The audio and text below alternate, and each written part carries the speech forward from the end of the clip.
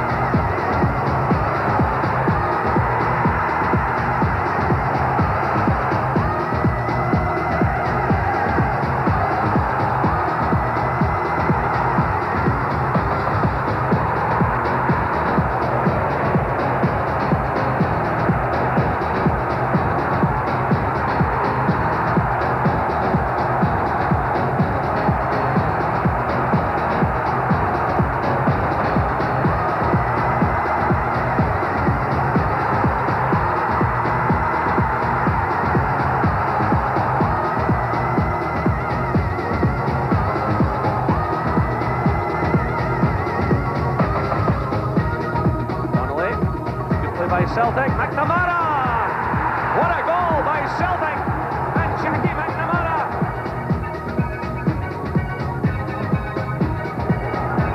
Strong, good skills there, getting away from Milne. The chance is on here, and it's Phil O'Donnell.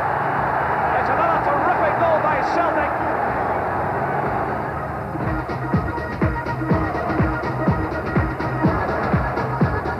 In comes the cross, it's Van Hooijdonk. And that's another superb goal.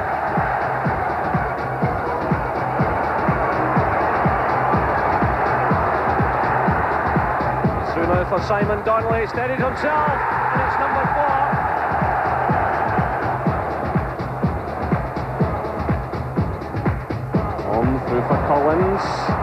quickly by Collins. Van Hooijdonk to make the breakthrough. Bearing in mind you might just be a little bit biased, how much of a threat are they? No, they're a serious threat now, Richard. There's no doubt about that. They're playing particularly well. Rangers still have that point, and obviously tonight's game to face yet. But Celtic are playing particularly well, scoring a lot of goals, and exciting to watch. Rangers aren't playing as well, but you just have this belief for Rangers that they keep getting the results. And away from, I don't think they've lost away from them. Neither has Celtic, to be honest. But Rangers always seem to get the big challenge matches. They always seem up for it. I think the goal scorers chart in Scotland underlines what you're saying about how many goals they are scoring. Van Hooijdonk, 11 from 16 games. Collins, 9 from 16. Then it's McCoist of Rangers, Darren Jackson of Hibs, and Keith Wright of Hibs behind him with 7 from 13. But Van Hooijdonk scored the vital winner at the weekend. Is he now beginning to lay the charge that he doesn't score enough important goals for Celtic? Well, that'll only come, I think, towards getting, if Celtic is still going to be in there towards the end, then I think people will say, yeah, Van Hooijdonk's doing it. At the moment, the last 4 weeks ago, Celtic crowd and everybody else was starting to pick on Van Hooijdonk, saying he doesn't get into the areas where he should be getting into to score goals. And he's 6'5", everybody wants him to go and win every header. But he does like the ball into feet, but of late he's been scoring very regular. And he seems scoring to be important goals, as we said, well, Rangers in the Old Firm match. Exactly, he scored a great goal there, but it's importantly again, on Saturday they didn't play particularly well, and he comes up with a winner. So that's vital goals. Look at the latest championship odds. Rangers going for their 8th title, as I said. Firm favourites, 5-1 on. 11-4 Celtic, and then, well, there's nobody else in it, is there? Aberdeen and Hibs, 150-1. And it's one of the top two then. Oh, without doubt. I mean, it's difficult ever to go against the bookmakers, but even 5-1 on, and you're only a point in front, you know, it just shows you they still feel Rangers are the strongest. Talking once again in Scotland, I notice, of a reconstruction, not for the first time in recent seasons. Why and what sort of reconstruction? It's that time of the year again, Richard, in Scotland. Everybody goes through this. Every time we get dumped out of the Champions Cup, or we don't do particularly well in Europe, then we start about reconstruction and what we're going to do. We get into this strange lull in our game. We know the game's not perfect up there, but this is the time of year where everybody says the same. We're going to do away with the 10 Premier at the top and do 16. But I don't really know if we've got enough quality clubs in terms of finance and stadia to actually say we can benefit from 16. But this is the time of the year where we're all starting to talk about it. Get some support from one or two of the strugglers who wouldn't go down, of course, were there to be a reconstruction. But, I mean, how serious is it? Is it gathering pace? Well, it seems to be gathering pace, I think. I think the supporters who are watching this stuff are basically not being entertained the way they should. So they are wanting things to happen. They want some sort of a change. But whether it's going to be more clubs in the Premier Division, I don't know. But I mean, we already play each other 4 times in the Premier Division. And I think it's just got to the stage where the people have had enough of it. They would rather see somebody playing each other twice, as long as the games are important. What would you... or rather, what would your advice be? What are your thoughts on the subject? I don't know how really to put it, but I quite like the way that the Swiss do it, the top division. They break into a half-term, they get into a switch, maybe like if there's 14 clubs and the top 7 would break away and they play for the championship and the other 7 play for, see who's going to stay in the top divisions. I quite like that format because then you can play each other twice to start with, break away, and then I think most of the games then do become important. And I think at the moment there's too many games that mean nothing in our division, and that's not good for the public. Well, that's certainly not the case tonight. This one's vital for Motherwell, on the bottom, as we've seen, and in real trouble. Billy Davis arriving. Rob McKinnon, Charlie, yes? Yep. There's the keeper, Scott Howie.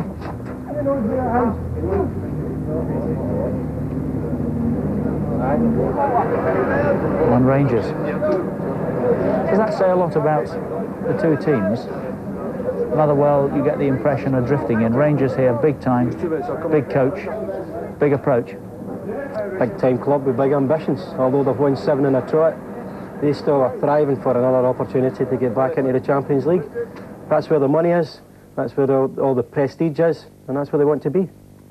OK, live Scottish football tonight. It's Motherwell against Rangers. Kicks off at 8 o'clock. Before we go any further, let's check out the form. Motherwell first.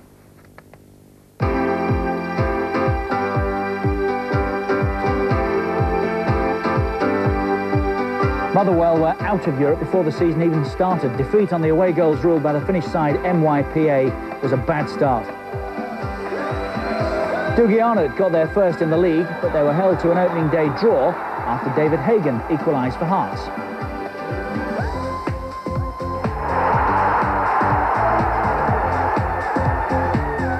They beat Dundee United in the Coca-Cola Cup, but struggled for a point against Partick Thistle, having to rely on Nicky Walker's gift of an equaliser. It was hardly the ideal build-up for a trip to Celtic.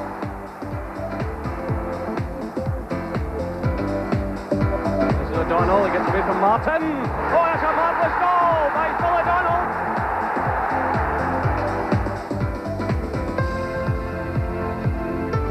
Only Fine getting a touch of Sandlet. And Motherwell are back in this game.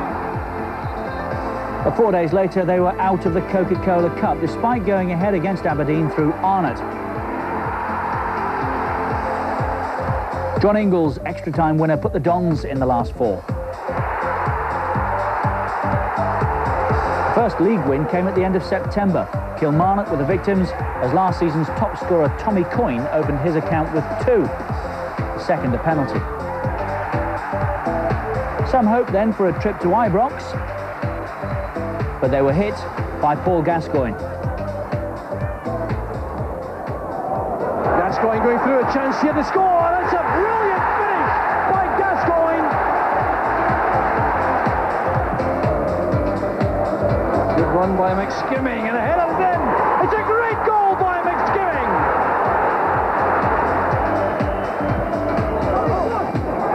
Great header by McCoist. Rangers are back in the lead. That was followed by a defeat at home to Wraith. David Sinclair sealed Motherwell's fate. But when Aberdeen came in mid-October, Motherwell got all 3 points and revenge for the Coca-Cola Cup defeat. In behind them, but with the great chance for Aberdeen. That's deadly finishing.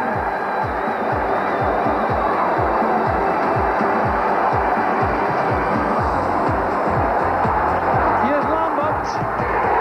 Motherwell take the lead. That was better, but Hibs put 4 past them next time out. The pick of the goals from Keith Wright.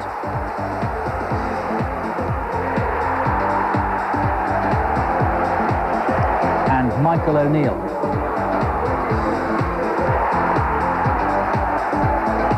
A last-minute defeat at Partick Thistle didn't help matters. Then Celtic made it 5 defeats in 6, leaving Motherwell 3rd bottom.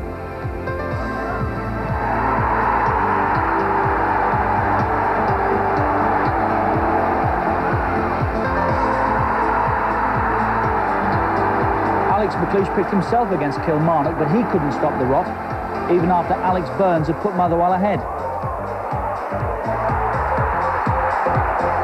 Wasn't much consolation, but Ali Mitchell's equaliser was a great strike. Burns scored again against Falkirk, but it only earned another point.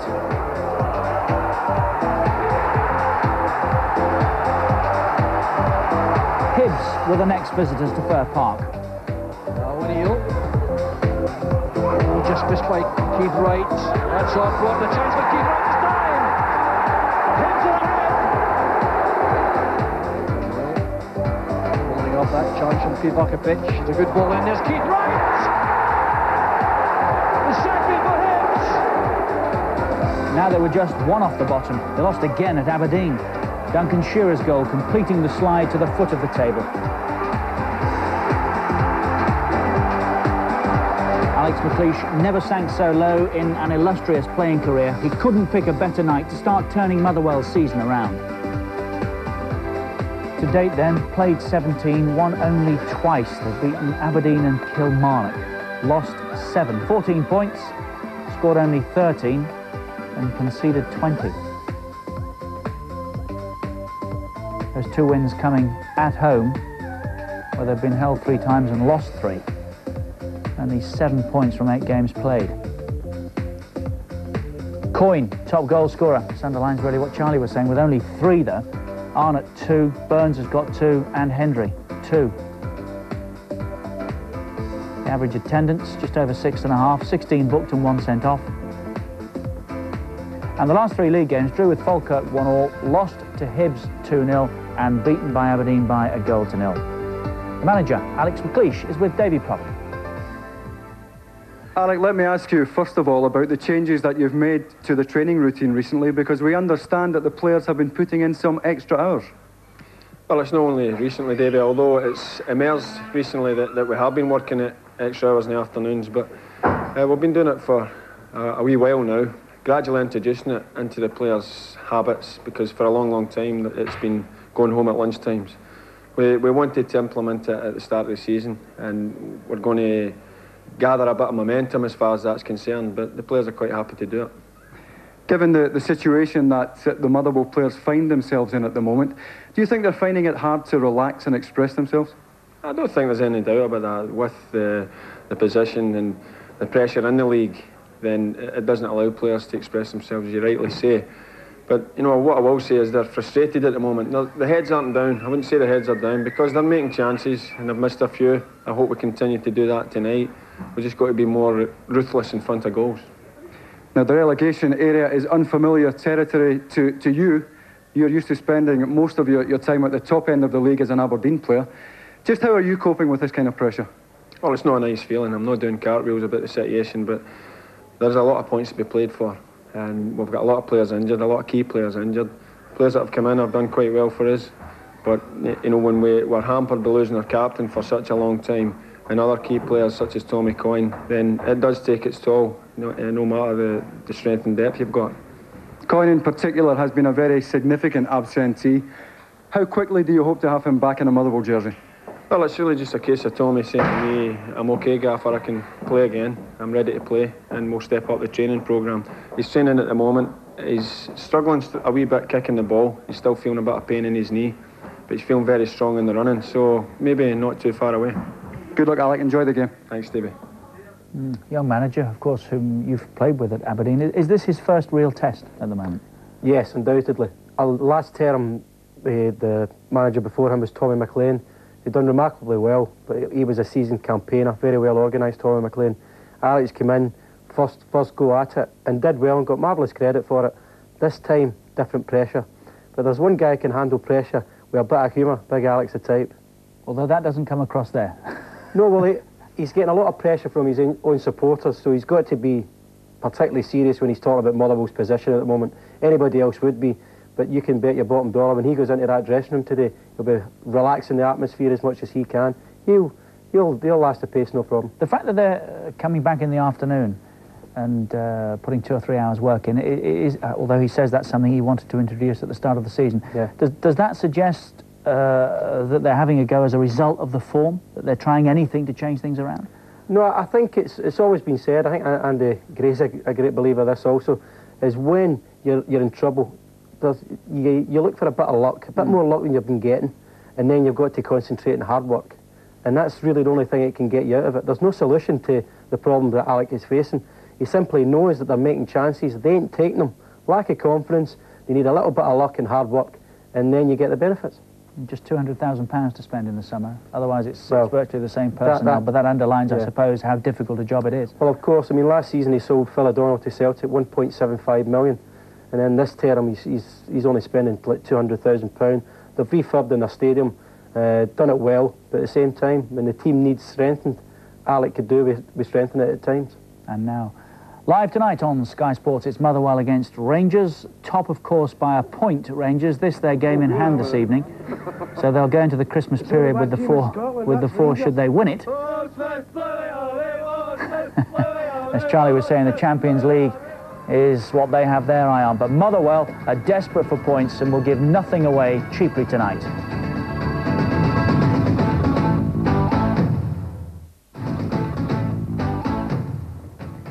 Welcome back. Live tonight from the Bells Scottish Premier Division, it's Motherwell against Rangers. Motherwell languishing down the bottom, of course. Rangers top, but only by a point now. This is their game in hand tonight. We're heading, of course, towards the end of the year. A terrific sporting year that's been reflected on Sky Sports like this. There must be a man ahead on points, and he must have been the world heavyweight champion with that final bell. And the Ryder Cup will be on Concord tonight. It's on its way back to Europe. Wheeling over the line and takes the World Championship of 1995. And that roar from the Blackburn fans stilled it. It's all over at Upton Park. What a season and what a finish to it. Let me say it once again. Blackburn Rovers are the champions. In 1995, team performances, individual excellence, and the personalities that made the glory possible Too fast, too good, and I'm world champ. were captured on Sky Sports Golf is on fire. like never before. Classic moment after classic moment of unprecedented sporting achievement. And it doesn't stop there, as Sky's dedicated coverage of the world's top sporting events reaches new heights in 1996, with unrivaled action from the worlds of football, Tremendous goal from Newcastle United. cricket, That is a magnificent shot. boxing, He surely has won it. Super League, and the comprehensive sporting action that is Sky Sports. The more I see that, the more I realise this really is the home of sport now. Sky Sports, and watch out for telephone numbers coming up in the new year when you can have your say about our Champions of Sport awards. As far as the football goes over Christmas and the new year, we've got some great action coming up. Christmas Eve at 11 a.m, don't be late, Leeds United against Manchester United, live from Elland Road. A football special on Boxing Day, 7:30, Blackburn against Manchester City. Just the start of it. Wednesday, December the 27th at 5:30. That's not bad either, is it? Manchester United against Newcastle United from Old Trafford. And that's followed by Bolton against Leeds. Monday night football, next Monday, 5:30 again. New Year's Day, of course, 5:30, Middlesbrough against Aston Villa from the Riverside Stadium. And that's followed by Tottenham against Manchester United. Second and third right now, of course, those two. Tuesday, January the 2nd, it's Queen's Park Rangers against Chelsea. And starting on January the 3rd, we've got this from Scotland.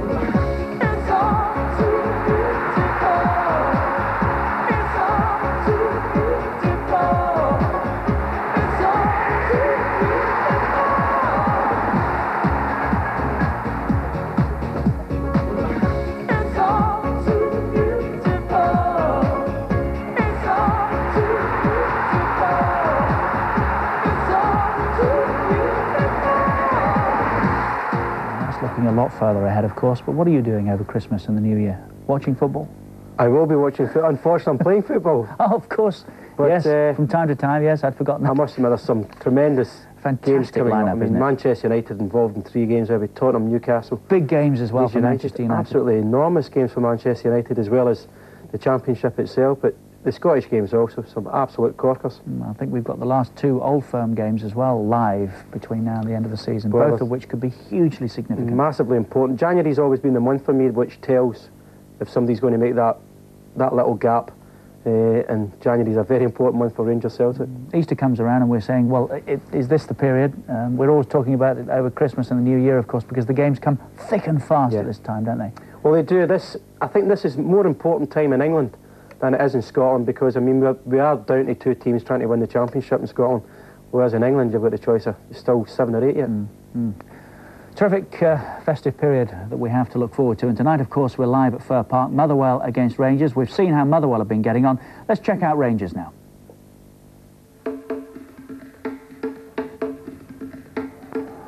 They opened in the league at home to Kilmarnock. There's a chance for McCoy, and it's McCall! Scott McCall scores for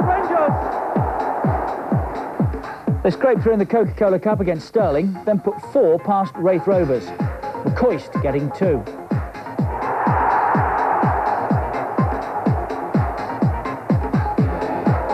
After a defeat in Europe by Steaua Bucharest, Rangers went to Falkirk. Oleg Solenko got his first for the club in a 2-0 win.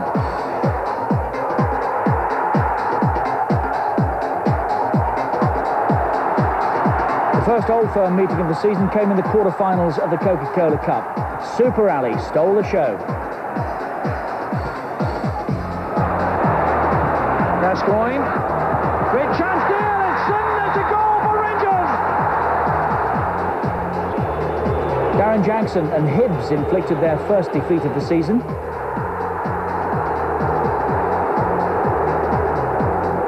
That was before Gaza earned rave reviews for his Champions League performance against Borussia Dortmund. He also played a major part against Celtic in the league.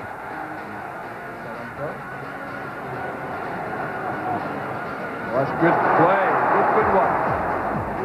Looking for Cleland, great header! Alex Cleland for Rangers! That's good play by Solenko. Of course, there's Gascoigne racing through the middle. It's great play for Rangers, and Gascoigne has scored! It's a magnificent goal by Gascoigne! Wins over Motherwell, Aberdeen and Partick put Rangers 4 points clear after 8 games. But a thumping defeat by Juventus brought them down to earth in time for the visit of Hearts. There's the buzz going around the ground as he picks up the ball. It's Gascoigne! And a wonderful goal! Aberdeen were Rangers' semi-final opponents in the Coca-Cola Cup, and they were ready for them. Dodds, still Billy Dodds. He scored! It's a brilliant goal by Dodds! Here's Booth. And Bernard. Glass for the outswing cross. Billy Dodds! Wraith then took a point in a 2-2 draw at Starks Park.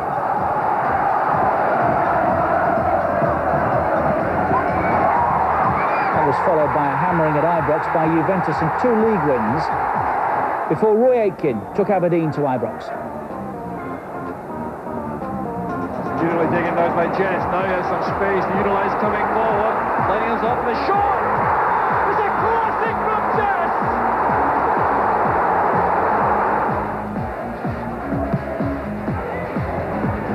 Up top near by Glass. Here's Mikhalichenko. Kept again by McCall. Equaliser by Oleg Solenko. This one, remember, was marred by a series of incidents which led to a police investigation. No charges were brought, but the headlines were damaging enough. The game needed a lift, and got it when the Old Firm met again. Celtic went in front through Andreas Tom.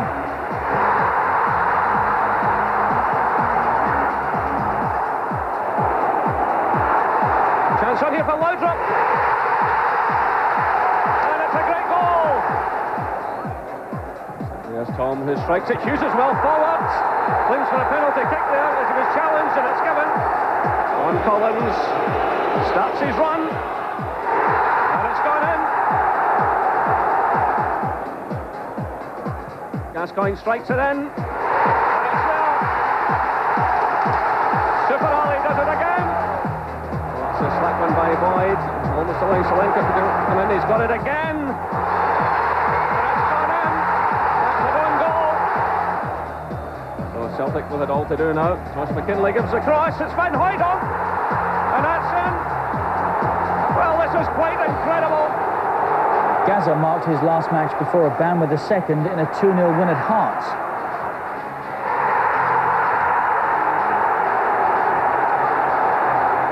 But he was sent off in Dortmund as Rangers bowed out of the Champions League. Gordon Dury got the winner against Partick in their last match. Rangers are still top, but only by a point now. An Old Firm game coming up. Walter Smith is keen to restore the 4-point cushion this evening. Rangers played 17, won 13 of them, drawn 3 and beaten just once by Darren Jackson's penalty at Ibrox. 42 points, they lead the way, scored 37 and conceded 10. Away from home, they're unbeaten, of course. Drawn 1, won 7 of the 8. That's great form on their travels. 8 for McCoist, who's the top scorer, 6 for Dury, 5 for Solenko and 4 for Gascoigne. 24 booked. The last 3 league games, they beat Hibs 4-1, beat Hearts 2-0 and beat Partick by a goal to 0. And let's hear from Walter Smith, who's with David. Walter, tonight's game sees Rangers' league season reach the halfway stage. Leaving aside the disappointment of the European campaign, just how pleased have you been with your domestic form? Well, we've been very pleased with the way we've started. It's probably been as good a start as we've had in the 8 or 9 seasons that I've been here, and we've got to be pleased with that. It's been a strange season. We had disappointments in the League Cup and in Europe, but our league form's been very good, only losing 1 game at home to Hibs so far. For the first time in a long number of years, Celtic are providing the biggest threat to you. Does that give you and your players even more of an incentive to go on and win the championship? Well, I think it does, because we realised even at the start of the season I thought Celtic would be the team to chase us this season, and that's been the case. They've shown a consistency they haven't done in previous seasons, so we have to react to that as well. We've done not badly so far, so we'll continue to do that, I hope. Do you see this season's championship going right down to the wire? Oh, you can never tell. I mean, it's a bit early. Halfway stage, if we manage to win this evening, then we've got a 4-point gap at the halfway stage.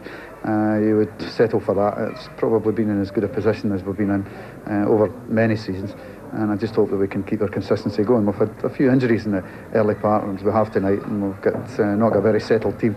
If we manage to settle down a little bit, we would hope that the results would keep going the way they have done in the first half of the season. Well, tonight's opponents, Motherwell, are fighting for their very life at the bottom of the table. Do you see that as something that will make them even more dangerous opponents tonight? Well, they never give any indication of that position when they played Rangers. They've always played very well, even at the start of the season when they played us. So it's something that I think they're in a false position. Aberdeen found themselves, after a few seasons of challenging for the championship, down near the bottom of the league last year. And I think Motherwell are in similar circumstances, and I've no doubt that they'll get out of the problems they're in at the present moment, although I hope it's after tonight. Good luck, Walter. Thanks. Thanks, David. Yes, Walter Smith conceding nothing, and quite complimentary about Motherwell, who he says are in a false position, or are they? No, I think they are, to be honest, because they have played some nice stuff. I think after the first 6 games of the season, Richard, they had won 1 and drawn 5, and they looked as if it was going to be hard to beat. This fixture, both for Celtic and Rangers, is always a very difficult one. Motherwell are always liable to do something against the top 2, and this is a dangerous trip for Rangers tonight. Walter Smith with 1 point as a cushion at the moment. As he says, he would like the 4, would have settled for the 4 at the start of the season. Can you see him getting the win tonight? Yes, I can. I think Rangers, although, as Walter says, has got a few injuries, so have Motherwell to their credit, but I can see Rangers just being too strong. They're away for them, 1 draw out of 8 games, 7 victories, scoring goals. I think Rangers will be too strong for Motherwell. And yet, as he says, disappointments in the Coca-Cola Cup, we saw that. Yep. Beaten by Aberdeen, and again in the Champions League, which must be a major source of frustration to them. Well, it must be a major source of frustration, because they have somebody like Gascoigne coming in, they have Buildup, who's been there a season or so, and they're expecting great things from them in the big-time games, and I don't think they really played to their form at all when they had the opportunities, and I think that's what disappointed Walter Smith. He took a lot of criticism over his selection in the teams for the Champions League, but I can't blame the manager. I think he's gave everybody a great opportunity to make themselves big names, and they just didn't really play to their form. Strange, isn't it? A manager with a record like his, yeah, and yet still they're having a go at him. Well, anybody else would love to even have half of what he's got, and yet the Rangers support in particular keep picking away at Walter Smith, saying it's time for a change. He's got 7 in the bag already. He's got them into that champions position every season, and yet, okay, they let themselves down, but I don't think it's Walter Smith. I think the team hasn't played to its form, and sometimes, unfortunately for Rangers, it's run against some of the best sides in Europe. The Juventuses of the world have just been too good. And of course Celtic have won the European Cup, and until Rangers do, that will be a source of annoyance to Rangers fans. Well, yeah, that plus the 9 in a row titles that Celtic have before. Correct, which they're chasing. OK, live football tonight from Fir Park. It's Motherwell against Rangers. We'll check the teams when you come back.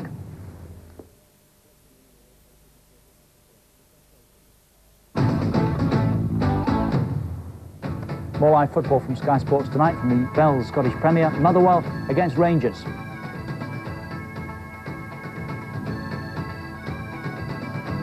...191 meetings down the years. Motherwell have won only 31 of those. Despite that poor record, they have won 4 of the last 9, mind you. Underlining what Charlie was saying, they're capable of surprising the big boys. Mind you, at Fir Park, Rangers have won 12 of the last 18, 55 in all of the 95 that have been played. 9-2 Motherwell, 7-4 on Rangers for the win, 12-5 the draw. And the teams are in with the referee, so let's go to Fir Park and join Davy Provin, who's got all the details for us. Davy, good evening. Good evening, Richard. Thanks and welcome to Fir Park. Clearly a big night for both clubs this evening. Rangers, of course, their lead at the top has been cut to just 1 point after Celtic beat Falkirk on Saturday. For Motherwell, well, just 14 points out of a possible 51. And that means they have to find some form and find it quickly to get out of that relegation zone. We've had a look at the team sheets. We can go through the Motherwell side first. Well, ironically enough, apart from the 2 old firm clubs, Alec McLeish's side have the best defensive record in the league. It's been scoring at the other end that's been the major problem for them. Only 2 goals in their last 8 games and 18 fewer than they had at the same stage last year. Still no Tommy Coyne or Dougie Arnott up front, and that means Alec Burns and Andy Roddy will be asked to provide the firepower. At the back, Chris McCart still absent through injury, and that means a back 3 of Martin, Krivokapic and Denham, with a midfield of Sean McSkimming, Billy Davis and Paul Lambert. Moving on now to Rangers. Well, both Paul Gascoigne and Oleg Salenko suspended for this one. Other absentees through injury, Ali McCoist and Stuart McCall. And at the back, no Alec Cleland or Gary Boland. And that means places tonight for Alexei Mikhailichenko. He scored 3 incidentally for the reserves on Saturday. And also recalled to the midfield area, Ian Ferguson. Up front, the pairing is Brian Laudrup and Gordon Durie. That's the way they line up here at Fir Park tonight, Richard, as Rangers try to extend that lead at the top to 4 points again. As far as Motherwell are concerned, well, they're desperately needing a victory tonight. If they do win tonight, it'll be a long way back, I would have thought, for Alex McLeish. He was clearly nervous when we spoke to him early on. It's a big night for Motherwell. Not half. It's live here on Sky Sports. Thanks, Davey. It's funny, isn't it, when you see Mikhailichenko in that Rangers lineup? I have to say, you tend to forget that players like that are around, such as their involvement, which is not too frequent. But it's a vast squad Walter Smith has at his disposal. They've got a massive amount of players, and really, to be honest, Rangers have had serious problems most of the season, but they keep having this background of players that they can always rely on and bring them in. And credit to Rangers, I've said, they haven't always particularly played well this season, because it has been an unsettled side. But when the guys are coming in like Mikhailichenko tonight, they've all done the business for them. They've never let them down. Craig Brown's in the stadium tonight. Will he be having a close look at the likes of Charlie Miller, for instance? Yep, I would say he's probably one that's definitely in Craig Brown's thoughts.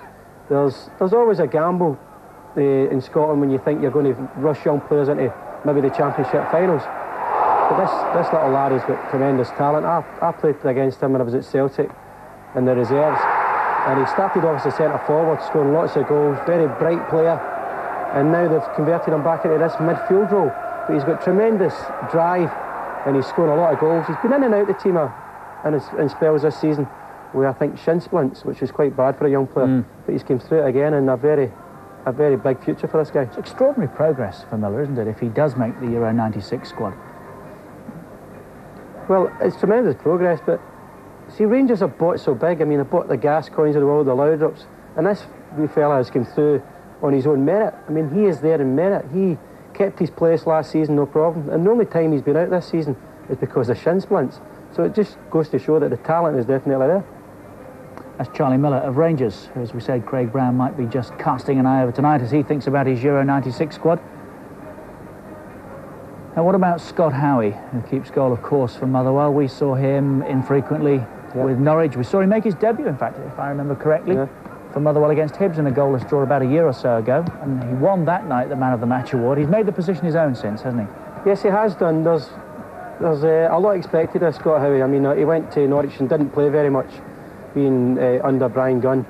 But he's came back to Motherwell and, again, been in and out, but there's a lot expected of this guy. And Nicky Walker, who's been in the Scottish squads of late, broke his jaw at Thistle a few weeks ago. So there could be a gap in the goalkeeping position. So people like Scott Howie are always going to be interesting, people like Craigbury. Well, they haven't scored so many. As Davey was saying, they haven't conceded a lot of goals, have they, Motherwell? No, they haven't let in a lot to the keeper? Well, it's a lot to do with him and the defenders. They've always been fairly strong defensively, Motherwell. That's where they really made their reputation last season. They weren't letting in a lot of goals. But unfortunately, they're dry up front, particularly Coyne and Arnott, who have been thorns in Rangers' side in the last few seasons, especially Arnott. So they're missing tonight, but there'll be a lot expected of Scott Howie tonight. As you say, they bought big again, Rangers, this past summer. The year before, they introduced Brian Laudrup to the Premier Division. Is he still having the influence on them that he once was? Not as much this season. He's had a lot of injury problems again. Not really played a great amount of games. I don't think he's been as influential as he certainly was last year. Last year he took our game by storm. He was just individually magnificent, to be honest. But this season it's been fairly quieter, mainly probably because of his injury problems, but the ability's there. He's got a tremendous amount of ability, and these are the type of players. I think he prefers going away from home at times because his team seems to get that a little bit more room. What do they do with him? When I last saw it, it was anything you like, really, but is that still his brief? Yeah, basically he gets a free role. He can go play on the right or the left, through the middle. No one really knows where they're going to tie Laudrup down. Anywhere he wants to go and get space and be a pest, then they allow him to do that because he wins matches for Rangers. Live tonight from Sky Sports, action from the Bell's Scottish Premier. It's Motherwell against Rangers. And it's live, all the action coming up after the break.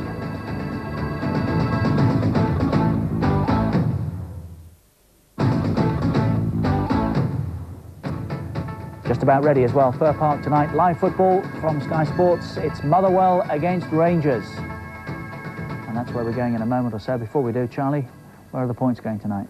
I think Rangers will get the points tonight, Richard. I think Motherwell will have a go, there's no doubt about that. Big Alec will wind them up and they'll be passionate enough to come out and have a go at Rangers. I just think Rangers have more firepower and they're more liable to score goals. And I think Rangers will get the 3 points. Before we go, a line of news that's just come into the Sky Sports Centre here. Roy Hodgson has been sacked, we believe, by Switzerland ahead of their Euro 96 campaign. That's a bit of a shocker for him and them, isn't it, to start looking around at this stage? Not half. I mean, especially being in with Scotland and England, and tremendous occasion and all for Hodgson to possibly finish his coaching career as Swiss manager. But that's a strange one. It's not to be.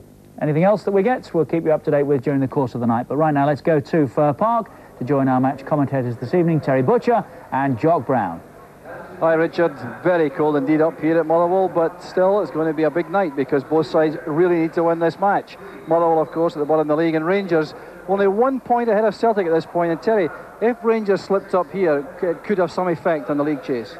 Yes, it could do, and obviously Rangers do have to go to Celtic in the game covered by Sky Sports on the 3rd of January, so, you know, it could all boil down to that. But at the end of the day, it's Rangers have got a bit of a shadow squad out, but they can still bring in Mikhailchenko, they can still bring in some good players. McInnes comes in, of course, one of their latest captures, and they've got players still fighting for the places in the Rangers side. So, you know, no matter what team Walter Smith puts out, he knows that the players are going to give their all.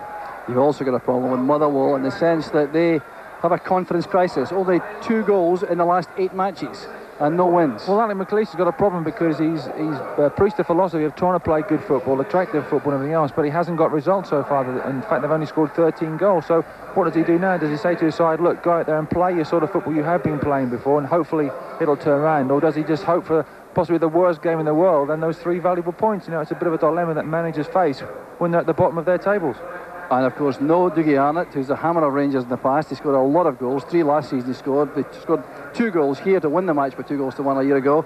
And no Tommy Coyne for a long time. That's a severe blow to Motherwell. Well, I played against both those players, and they are very, very difficult players to pin down, very hard players to get hold of in a game, and they do pop up, especially against Rangers, and score goals. So he has got a problem. He's got Roddy and Burns in up front. We saw them play against Hearts. They did very well against Hearts before, caused the Hearts defence all kinds of problems, and he'll be looking for the same sort of fighting display, the same sort of spirit and inspiration from those two players again. So there's the setting here, the claret number scarf on Santa Claus there, moving through the stand. The ground by no means got the capacity this evening, and that I think reflects the temperature and also Motherwell's misfortune this season. It really has been an amazing turnaround to find them holding up the Premier Division at this stage in the season. The last victory was on the 14th of October when they beat Aberdeen by 2-1 in a very impressive performance. So Rangers haven't tasted defeat in domestic competition too often this season. The last league defeat was the 23rd of September when they lost 1-0 at home to Hibs.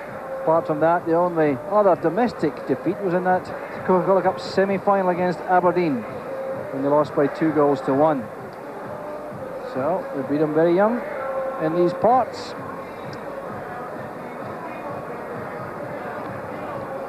Well, there's a muted atmosphere about Fir Park these days. The bubble of the last couple of seasons has certainly disappeared, and it will take a really good resounding victory, I think, to turn that around.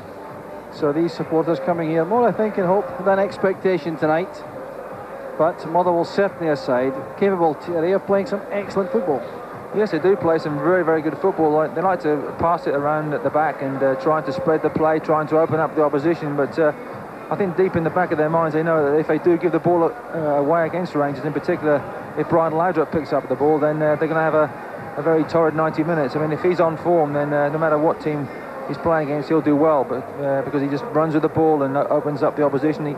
If Rangers are under the cosh, and sometimes they have been this season, he's been able to get hold of the ball and run the ball out of defence, and the Rangers have been able to get out and obviously mount attacks, but you know, there's always that thought Motherwell should push forward, try and pin Rangers back early on, give their fans here some confidence and some hope right from the word go, but they know that they're very vulnerable on the break. So these Rangers supporters too were a bit despondent after the European expedition this season, especially these matches against Juventus, home and away. But still leading the Premier Division and looking set for an 8th consecutive title. But for the challenge now materialising now in the east end of the city from Celtic. Yeah, so Charlie said Celtic are playing very, very well. They are a very confident side now. They've been able to get the ball in the back of the net on a regular basis, which is something that the previous strikers there didn't seem to do on a regular basis. So, you know, Celtic really are mounting a very serious challenge. So let's check again on tonight's teams. The Motherwell team, they're a bit depleted again, although they do have Eddie May and Rob McKinnon back. Miodrag Krivokapic, a key man right at the back, with Brian Martin's experience, and Greg Denham, a very impressive young central defender, left-sided player wearing number 6 there, with Sean McSkimming, a £350,000 signing a year ago, back in midfield. Yes, it's a very good and very tried and trusted formation by Alec McLeish. 3 at the back and the 5 in midfield, really, with Rob McKinnon coming back into the side. Him and David Robertson, 2 very, very good left-sided players, are able to get forward and supply the ammunition to their frontmen, and Burns and Roddy in particular. If they can start the way they played against Hearts, then the Rangers back 3 or back 4 should be in for a very hard 90 minutes. So that's the Motherwell setup. A lot of left-sided players in that side, very unusually. Now the Rangers set up minus Paul Gascoigne, Ali McCoist, Selenko suspended, Stuart McCall injured, Alec Clellan and Gary Boland out of the side also, but still able to bring in Alexei Mikhalichenko wide on the right. Ian Ferguson back to fitness. Gordon Jury will be the focal point of the attack, I think, with Brian Laudrup the main support, and Derek McInnes there wearing number 2, likely to play in the centre of midfield. Well, this is how we think they're going to line up. I think every time we've tried to line up Rangers in the past, we've always come a cropper.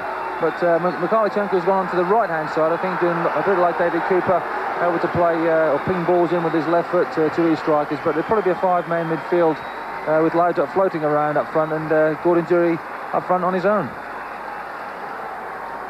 So the two sides confirmed, the warm-up being completed as referee Jim McCluskey makes his way into the centre.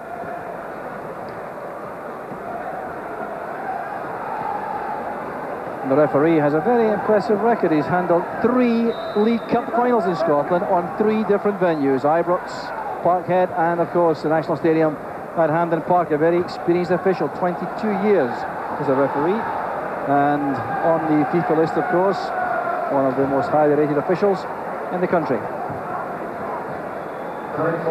Well, Derek McInnes cost £300,000 when he joined Rangers from Greenock Morton. This is only his second match. He played against Partick Thistle 10 days ago in the 1-0 victory. Got a very impressive young player, now 24 years old, and a man on whom Rangers are depending a great deal for the future.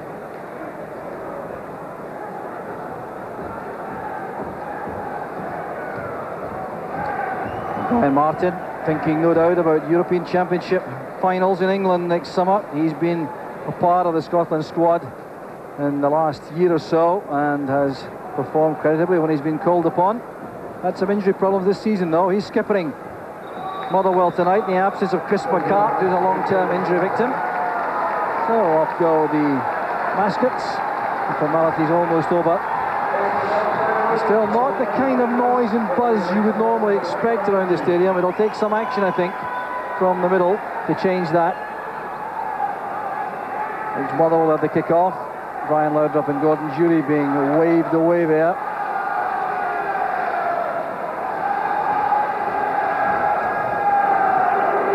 So referee McCluskey checks with his linesman. He's satisfied that everything's in order.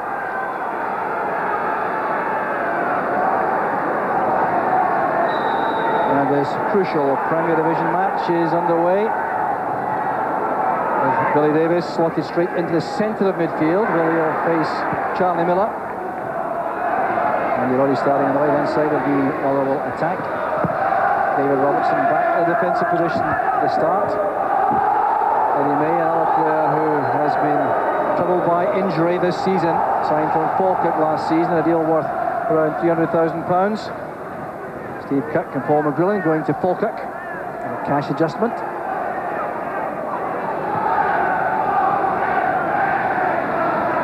So Andy Gorham going to early field the ball.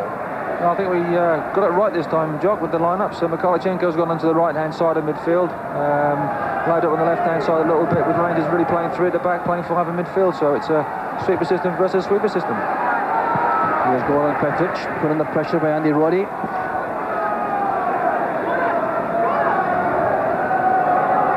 So very impressive defender with Dundee United. Now trying to establish himself at the top level again, looking for some international recognition.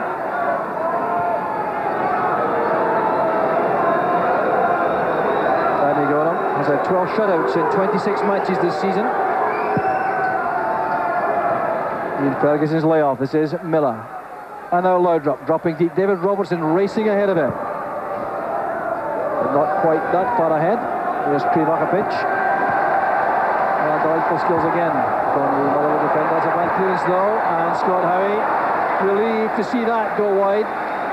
An early chance there for Derek McInnes. And a bad start for the goalkeeper.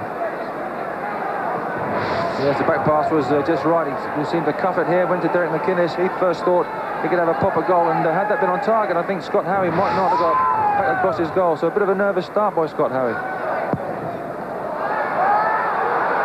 And the nerves still evident there in that goal kick. 23-year-old goalkeeper. Established himself though instead of Steve Woods in the Motherwell goal. Headed away there by Krivakovic. Sean McSkimming's header. Barnes sure to lose out in that challenge with McLaren. The ball in the air. Here's Roddy, who's very quick indeed on the left-hand side. He breaks across there.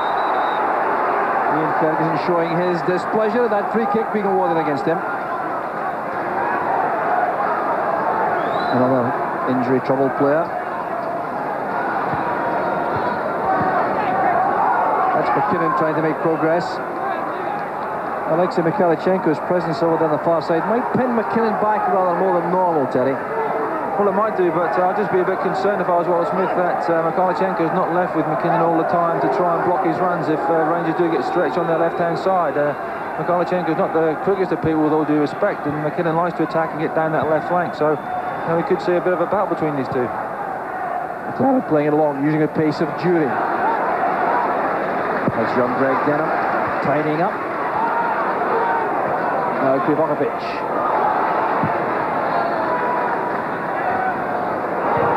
Taking the ball there off runs, almost caused the problem for Richard Goff. Tidying up work completed by McLaren.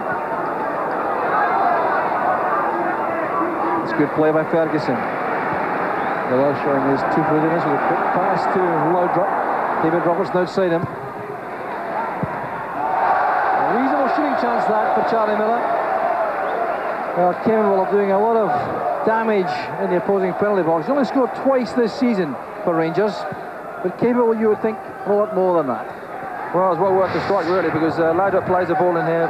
Good tackle by Krivokapic. The ball bounces loose, and Charlie Miller's first thought really is to have a pop a goal. And early stages, you know, well worth your pop. And having seen Scott Howie put a goal kick into touch and squash the back pass, he might do well to try and test the keeper out even more.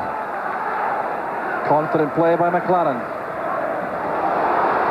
Gorham looked lively. There's a bit of pace up front for Motherwell with Barnes and Roddy.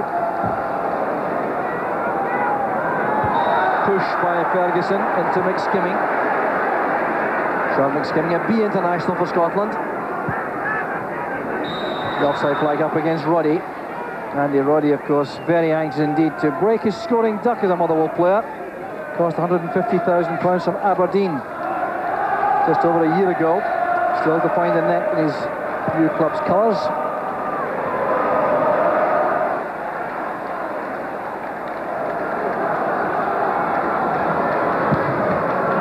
Well, Scott Howe will feel better after that clearance, I think.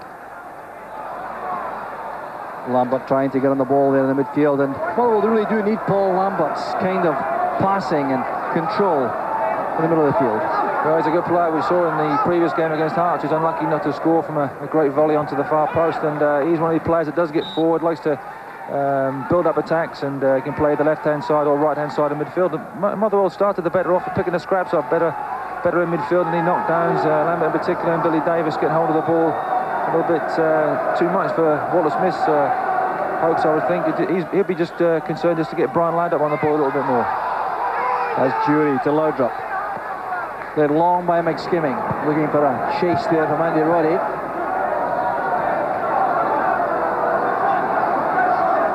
Well, Rob McKinnon pushing forward here, marking Alexei Mikhalichenko.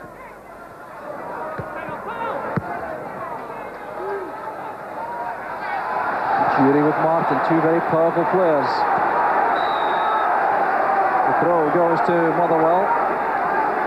Well, Jury's been a very important servant to Rangers since he arrived from Tottenham, playing in midfield, wide on each flank and through the middle. Yeah, he's one of these players that when he gets hold of the ball and runs with it, he runs very quickly with the ball and can, with the upper body strength as well, can shrug off challenges quite comfortably. He's one of these players that can play in a variety of positions, and you know, when you're playing in a team that, especially Rangers, have had a lot of injuries, he's a great asset to the side. McSkimming didn't control that the way he wanted. McKinnon stepped in. Once again, Motherwell building from the back. Krivokapic always wants the ball played to feet. Martin to Davis. Good running by Eddie May, but that's intercepted by Goran Petric, and May's out of position now. This is Jury. Supported well by McInnes.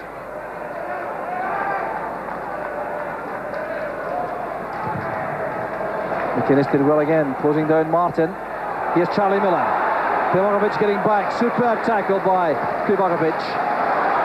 36 years old, but still outstanding defender, Krivokapic. Davis on the break now. Trampled down there by Ferguson. Davis looking there towards the referee for some help.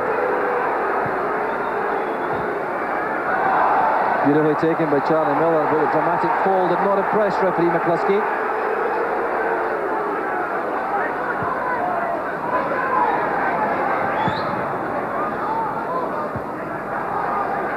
Here's Brian Martin now. Little dummy to go away from Laudrup. Should be the other way around. Denham, 19-year-old, it's his 5th start for Motherwell in the first team. A couple of appearances as substitute before that. Headed away by McLaren. This is Miller. McInnes. Clough to McLaren. Busy work up front by the Motherwell front two, Barnes and Roddy, giving the Rangers defence no peace when they're in possession.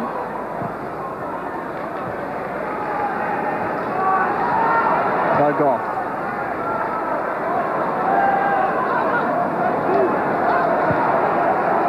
Mikhalichenko's found space. He can be dangerous here. Good ball wide for Robertson. Good recovery there by Eddie Mayo. Lost his footing there. Signs perhaps that things are firming up out there, Terry, with the temperature dropping rapidly. Yes, possibly the pitch itself. We had a walk on it before the game. It's very bumpy. Long throw from David Robertson. It's back now with Charlie Miller. Well, appeals a handball against Miller, waved aside. Confident play by Denham. Pushing header back to his goalkeeper. But Charlie Miller again finding space.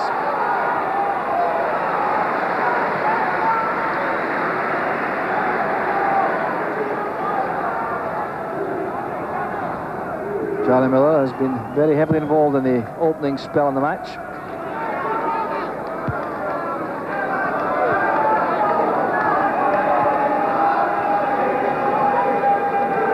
Goff invited to play it short to Ferguson.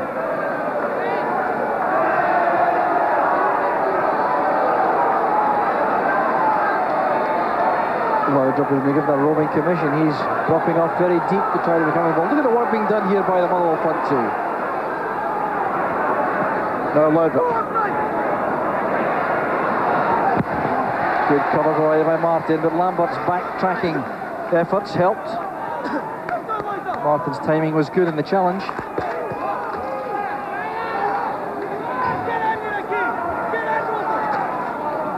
Good long throw again, very dangerous indeed. Goff was there, so was Jury. Good challenge by Petric, a knock in the head there. Petric and Burns clashed. Both players appear to be all right. Here's May, very determined, linking with Burns. Now McKinnon.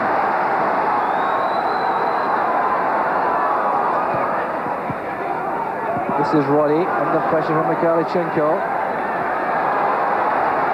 Greg Denham again. McKinnon. That's very hopeful by Denham against the Rangers defence. Petric clears up from this cute header from Goff. Amazing number of left-sided players, natural left-sided players in this Motherwell side. Here's one of them, Greg Denham. Here's another, Billy Davis. Now Lambert. Lost control there in the middle of the field. That's unusual for Paul Lambert. Became an internationalist in Japan last summer. Loudrup. Good positioning by McInnes. That's for Ferguson. Loudrup again. Scott Howe has to win that from Motherwell. He does so confidently. And the player making a challenge remarkably was David Robertson.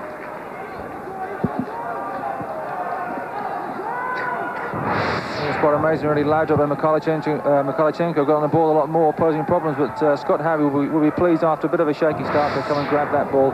A good take by the big man. Foul by Miller on May. Here's Martin.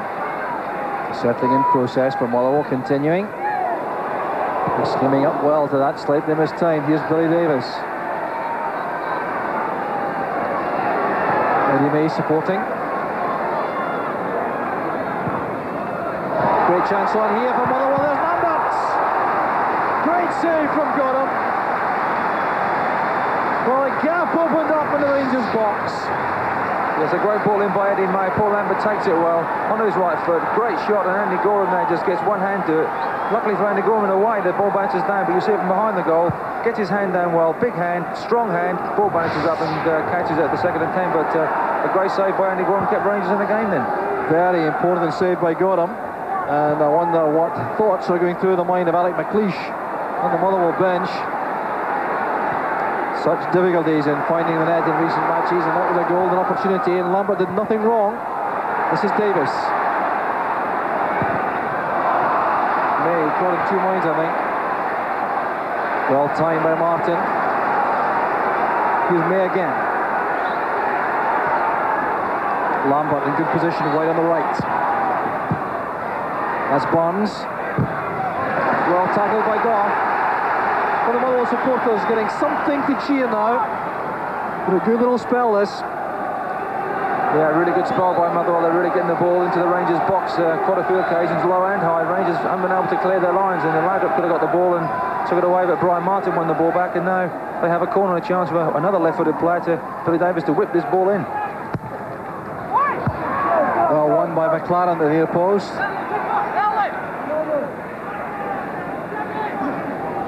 The build-up begins with Krivokovic.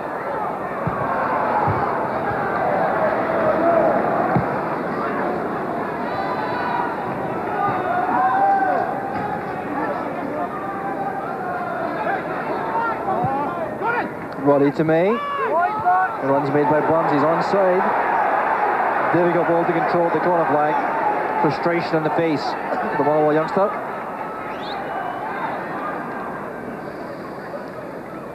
He's the only player to score for Motherwell in the last 8 matches. He scored the only 2 goals they've scored, Alec Burns.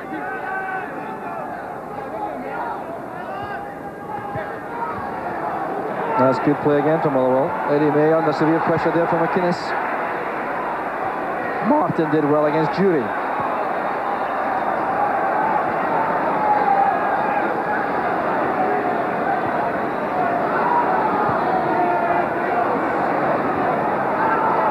Good control shown by McKinnon. Robbed though by Mikalichenko. Strong challenge by Ferguson. Good play. Mikalichenko. Give it away. Now Davis breaks for Motherwell.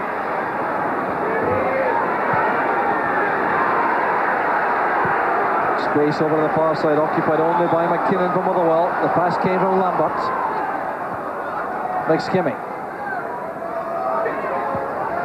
McKinnon once again. Lambert wants to be involved. Good running by Martin. Burns good at turning at the edge of the box. Back it goes to Martin. And the promising move comes to an end. But Motherwell playing some good possession play. Well, Motherwell always play good possession play. It's that final ball into the box. We talked about this before when Motherwell played Hearts, when it was 0-0. A great game by Motherwell on that night, and Paul Lambert in particular must ban, or try and ban Sky Canvas from the games, because he had a great chance against Hearts to score. Great save by Rousset in the Hearts goal, and today a great save by Andy Gorham prevents him from scoring yet again.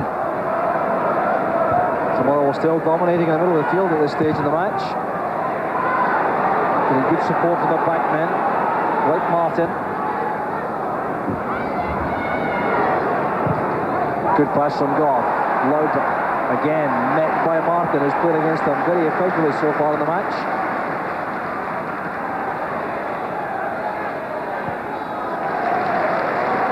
Now Denham.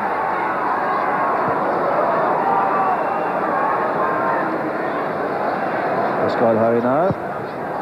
Again struggling with these clearances. Eddie May kept that in play. Well, McInnes appeared to catch Paul Lambert there. Krivokovic calmly back to his goalkeeper. And still Lambert is down as Loudon controls the ball. Well, it was a head knock. They did merit a quick response from the referee. Well, I just think it was one of those incidents really that the ball was there to be won and both players going after the ball. Sometimes you do use your arms to propel yourself and try and get as much height as you can, and sometimes your arms do catch players. We've had the incidents with Paul Gascoigne in particular in the past, but I remember playing against a certain Andy Gray, who happens to work for this station as well. And you try and play against Andy Gray, I tell you, he left a few scars on my face. So unfortunately in football, it's just one of those things that's part and parcel of the game. So John Porteous, the physio, carries out the repair work to Paul Lambert.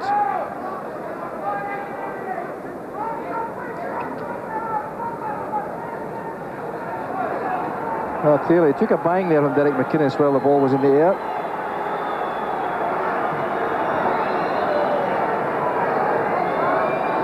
He's a very important player to Motherwell, Paul Lambert. Great signing from St Mirren a couple of years ago.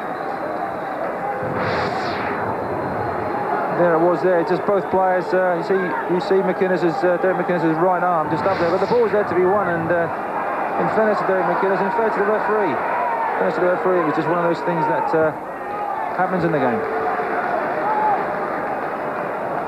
So possession with Goran Petric.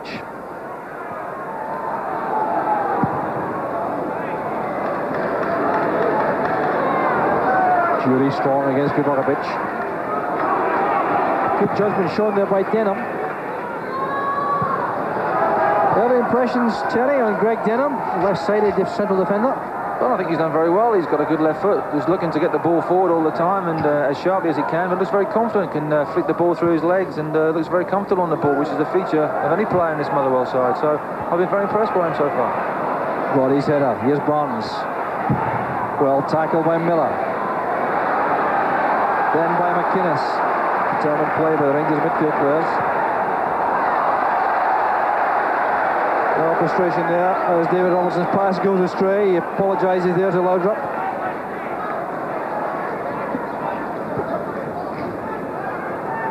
Oliver Smith remains in the director's box for the early stages of the match.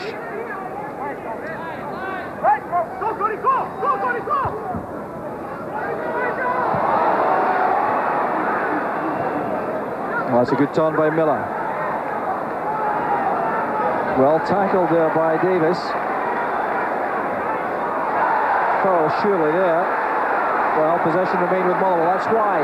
But if he didn't give the foul, just told Billy Davis that. Well, Denham playing it long, trying to get the ball beyond the Rangers defenders, I think, to use the pace of Barnes and Roddy. They haven't allowed much space though at the back there, Terry. They're defending quite deep.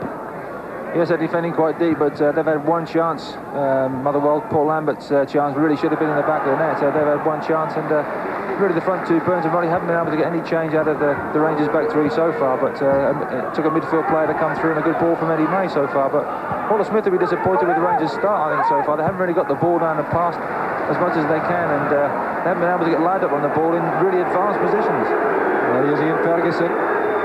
Laudrup. Things like that were coming off last season. Good running there by Rob McKinnon. Mikalichenko running with him. Last good play by McKinnon. And a very good cross. Too far out for Gorham. It was begging for an attacking player to come onto that. Well, that was the position we said we talked about could be a bit of a problem for Rangers. Mikalichenko having to trap Rob McKinnon down that left-hand side. Good cross, and Petric having to concede the corner. That's Paul Lambert. McKinnon again playing it wide. Lambert is offside. Disappointment there for Motherwell.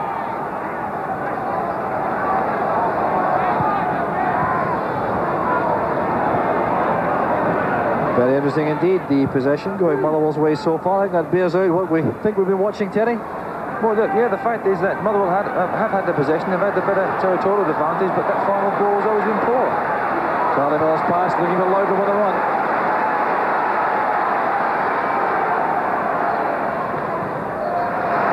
Eddie May squabbling the ball away, giving Rangers an opportunity here to put some pressure on through this long throw from Robertson. Perhaps the longest in the country.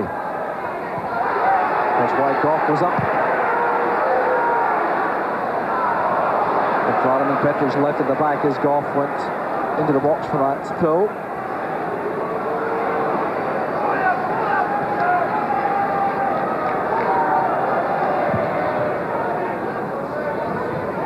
Head flick on from Mikalichenko, chased there willingly by Jury. It's followed by Denham, a little bit more space perhaps than he might have done. He's running well though, good play by the youngster.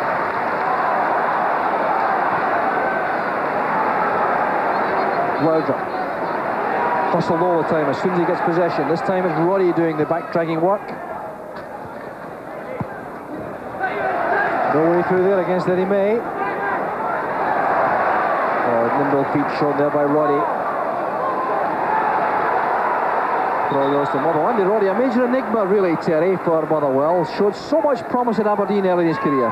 Well, he played on the left-hand side for Aberdeen, but playing predominantly up front with all the injuries that have occurred to Dougie Arnott and to Tommy Coyne, but still excitable, still pacey, still got a lot to learn in the game, but still very keen and eager to work for his boss, so you can't ask for much more than 100% honesty and 100% endeavour. Well, Charlie Miller waiting that initial challenge very well indeed. Now it's with Laudrup again, seeing more of the ball. That's a worry for Motherwell. But there's the old carving figure, Kickoff. sorting that out. But Laudrup's influence becoming greater in the play. Well, he's getting the ball, but not really getting the ball in really advanced positions. And, you know, I'd like him to get a lot more. I mean, I'm sure Wallace Smith would as well. Round about the edge of the penalty area for Rangers against the Motherwell back 4 and back 3. But he hasn't been able to do that. And Rangers really technically still only have Gordon Jury in the box. So they, you know, even if he does supply the crosses to the far post, there's only Jury there, and Mykhalichenko is still out wide on the right. Far wide Gordon Jury. Free kick here to Rangers. But this is dangerous, all right. Goff goes forward. Petric goes forward. Goff has scored 4 times this season. Petric only once. Mykhalichenko.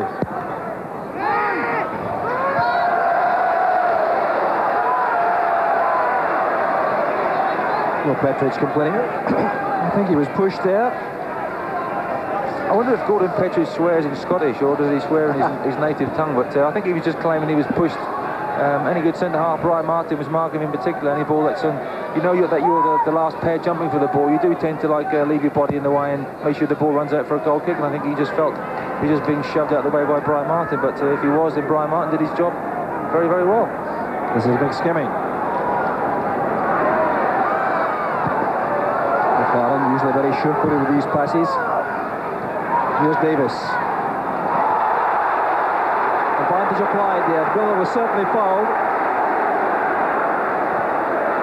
Now Laudrup crossing to the right. Full of menace. Trip there by McSkimming. It'll be the first booking in the match. Brian Laudrup clearly unhappy about that. Rob McKinnon tries to plead his teammate's case in vain. So the yellow card for short McSkimming. Well, definite booking as far as I'm concerned. Laudrup was just going past him there. He is in the right of the picture, just trying to get back, and then just clips his heels there. And the referee has no alternative but to book him. A needless foul, because as we can see, there's 2 players around Brian Laudrup when he had the ball, so no need really to leave your foot there. Now he's really on a knife edge for the rest of the game. No, that's about the earlier foul, which was allowed to pass because the advantage rule was applied. Miller and Davis clashed. That's what the referee's trying to sort out now. Good refereeing, really. Good refereeing. Laudrup with a free kick. Martin marking Goff very effectively. They did it again together. They're regretting all that bounce, I think. Here's Derek McInnes.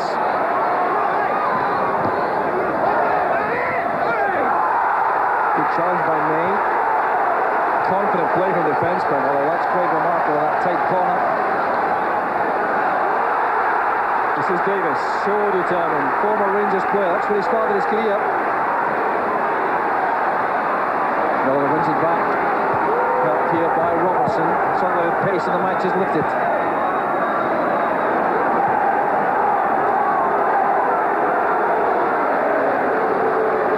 Looking to run the ball as much as he can. He's been impressive in his work rate in that Rangers midfield.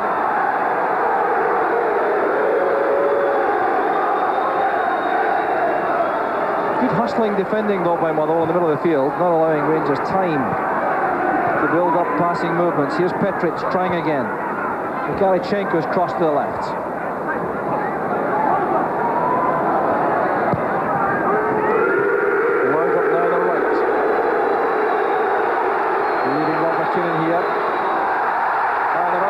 Jury, he thought he was called by Martin. Exchange of words there. Referee McCluskey will have to watch that.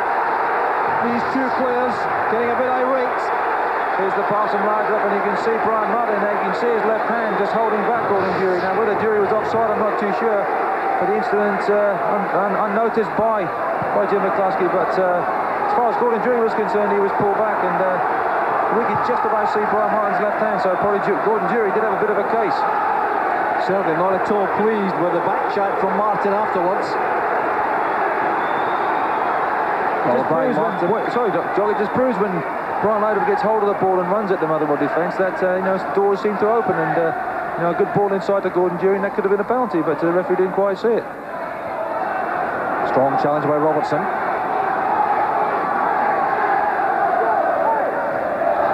Brian Martin with this throw. His career a very slow start. He was with Albion Rovers and Stennis Muir, and then failed there. Went back junior before reviving his career again through Falkirk and St Mirren to Motherwell and then Scotland.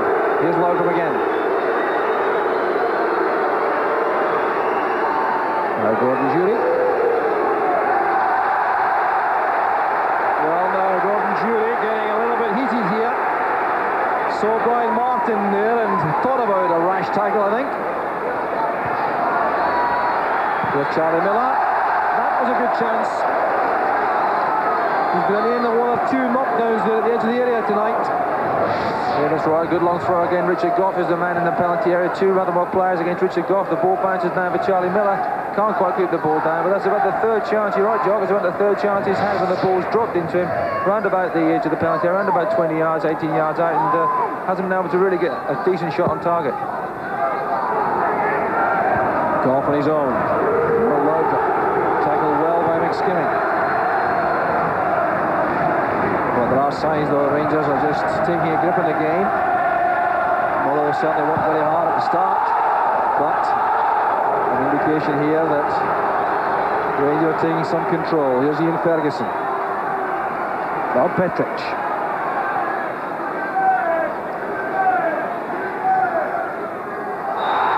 This time the free kick's given. The challenge by Martin and Miller. I think we can take it. He doesn't agree with the referee's verdict. You've got to be careful when the ball's played in like this, not to go too tight to the player, and Brian Martin just goes too tight, really. You can't win the ball there. If you're trying to get your legs around a player, he'll give free kicks away, and Brian Laudrup on the ball now. It's a dangerous situation for Motherwell. Again, Goff and Petric in the area. Bad ball by Laudrup. Here's McInnes. Asking a lot of Mikalichenko. Well, the last pass around the box on both sides hasn't been too effective yet. No, it's that final ball again, Jock. We seem to be a bit of a scourge of Motherwell and Fir Park whenever we come in. It's that final pass into the box, and Brian Laudrup there with a chance to put a decent ball into the penalty area, hits the first defender, and that's the sort of thing that schoolboys mustn't do. Try and beat that first defender, try and give your forwards and defenders who have gone up a chance to score a goal. Cross goes Denham. Headed on by Mikalichenko. This is Jury. This time marked by Denham. Perhaps just as well.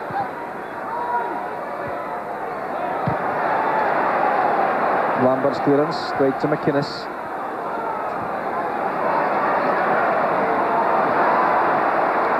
Sean McSkimming for Motherwell. Couldn't get that beyond McLaren. No, that's the problem for Motherwell. They can't get forward. For the moment, McInnes. McKinnon there ahead of Ian Ferguson. That's Scott Harmersley behind. Ian Ferguson not too happy about that. I don't think Ian Ferguson's never too happy anyway at the best of times, but I think it's just the case if we'll see how many attempts we've had on goal in a minute, and to see how the teams have had efforts on goal. Yeah, Motherwell have one attempt and Rangers four. Rangers really had a lot of efforts wide. Motherwell had the best chance of the game when it came to Paul Lambert and good save by Andy Gorham. So on chances on target, Motherwell should be 1-0 up. Up goes Goff. Jury looking for Laudrup. The interception made by Denham. That's Martin.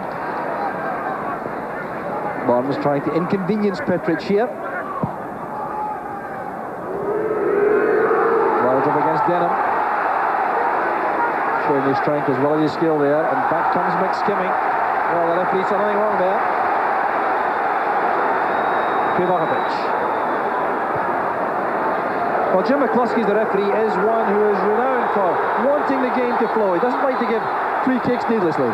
No, I think he's done very well. I think he's tried to have a word with players. He did with Charlie Miller and Billy Davis about incidents. He's tried to let the game flow. I think he's done exceptionally well. Brian Laudrup in particular not been too happy with one or two challenges, and the crowd are booing Brian Laudrup for the fact that he was booked when Sean McSkimming came in. No real fault of Brian Laudrup's, but at the end of the day, he is getting a bit tired. There's a few challenges going in. The crowd are starting to warm up to one or two tackles, and that's the noise. Here's Roddy. Clashing in with Goff at the edge of the area. Bit of damage inflicted on the Rangers captain. Back on his feet though. This is Martin. Barnes. Free kick there. Ferguson the culprit.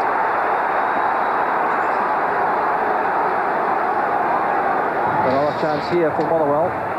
As you see, just the in Ferguson's legs this time. He just tackled on the wrong side, like Brian Martin at the other end. You can't get the wrong side of players and hope to win the ball. In this case now, we're about, what, 25, 30 yards away from goal. They're right in the centre. Chance for some of these left-footed players, possibly to bend one in the top corner. Well, Motherwell worked so hard at training. Well, in situations like this, Paul Lambert takes charge.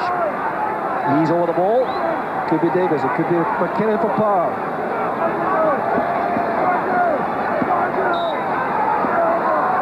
Lambert over the ball. He may leave it to Davis. He may play it square. There's Davis. Clearance came from Robertson. Here's Martin. No offside. Motherwell very careful in attack. Slashed away there by Ian Ferguson, and Motherwell still now have the chance to put pressure on.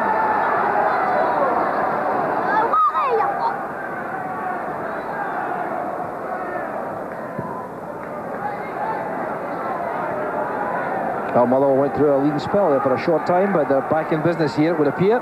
Confidence back up. Roddy. Mikalichenko. Well, Ronnie tried to get through a gap, but suddenly wasn't there. Yeah, I think he had the ball there, and he tried to go back in outside. I think he was in a good position, could have cut inside and had a go at the Rangers defenders, but chose to go on the outside, possibly because he's played a lot of his games in the past on that flank position, and you know, just a case of really not trying to beat too many people, just trying to get a ball into the box and hope his midfield players have managed to fill his role. Buildup pitch forward, that's McInnes with a very good header, and Martin read it very impressively from Motherwell.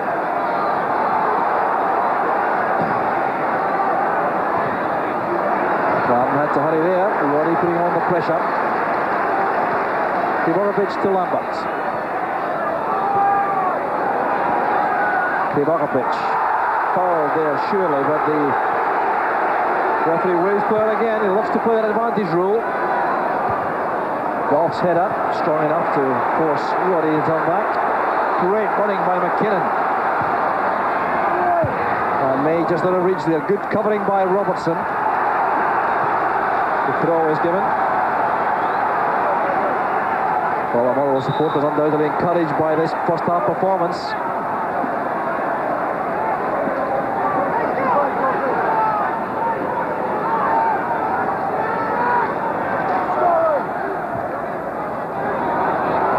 With McKinnon against Mikalichenko. Goff at full stretch. That was Laudrup. Good play by Denham.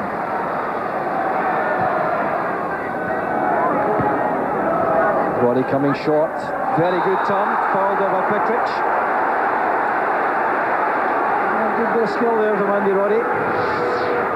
Yes, he once again, good bit of skill there. Gordon Petrie's not quite reading that excellent bit of play by Andy Roddy. Gives away the foul and the chance for Motherwell to get the ball in the box. Davis there playing it long, and once again, Motherwell can make nothing of that. Sean McSkimming attacking the ball in the air. And they got him troubled only once so far in the match by Paul Lambert, bringing off an outstanding save. That's a feature of his play, a long period of activity, and then an excellent save. Well, I think it's a feature of any Rangers goalkeeper, the fact that he's not called into play very often in the game, but when he does, he has to produce very, very good saves, and Andy Goram's concentration level is very, very high. There's Jury, Laudrup's gone through the middle. Here's Miller. Goff has come from the back, that's good play. Now McInnes. Well, Greg Denham again showing remarkable confidence for one so young. He's got a cushion-headed pass back, then a chested pass back. He does really well there on the far post, doesn't panic. He knows no one's around him. Even knows where the keeper is. The keeper's probably gone for a bobble there, but manages to cushion the ball down so it doesn't go into goal. McLaren lashing the ball upfield. There's Denham again. Youngest player in the field with Charlie Miller. Two of them are just 19.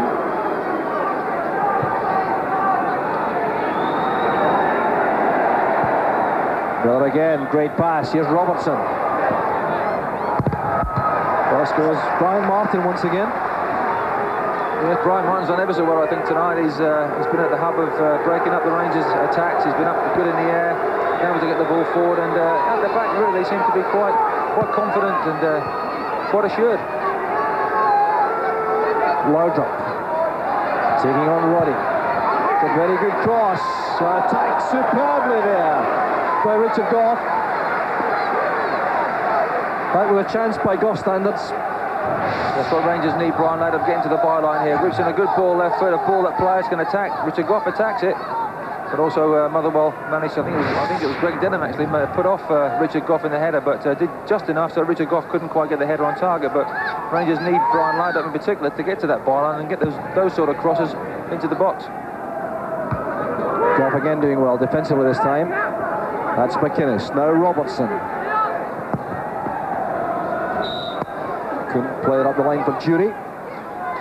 Well, the service to front men really hasn't been of real quality so far tonight. No, it hasn't been of real quality. I think Andy Roddy and Alex Burns have worked very, very hard on the Rangers' back three. To their supply to the front men has been quite poor, really, and very hurried, and they've had to knock in high service. But it's been that midfield area that's been the key for me. Has been scrapping in there, and Ferguson in particular is on the ball now. He's really hustled about Billy Davis, Sean Misgiving, who's got booked. I mean, there's been a real engine room in there. Kubonovic calmly back. The father figure there at the back, looking after young Greg Denham, and Denham learning a great deal, of no doubt, beside this 36-year-old former Yugoslav with Red Star Belgrade.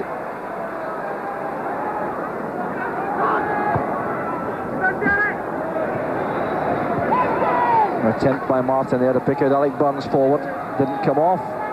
Well, I missed out one club on Brian Martin's CV. That was Hamilton Accies. He's been around the houses really to make it at this level. Now 32 years old. Here's Mikhailchenko. Loud over his own. Faced by Denham. Major test for the youngster, this. And once again, it's Martin on the defensive beat for Motherwell inside the box.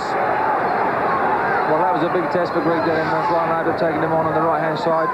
If Brian Latham comes inside him and then goes on the outside, goes past him, whips a great ball into the box, but there's Mr. Reliable, Brian Martin, heading it away for a corner.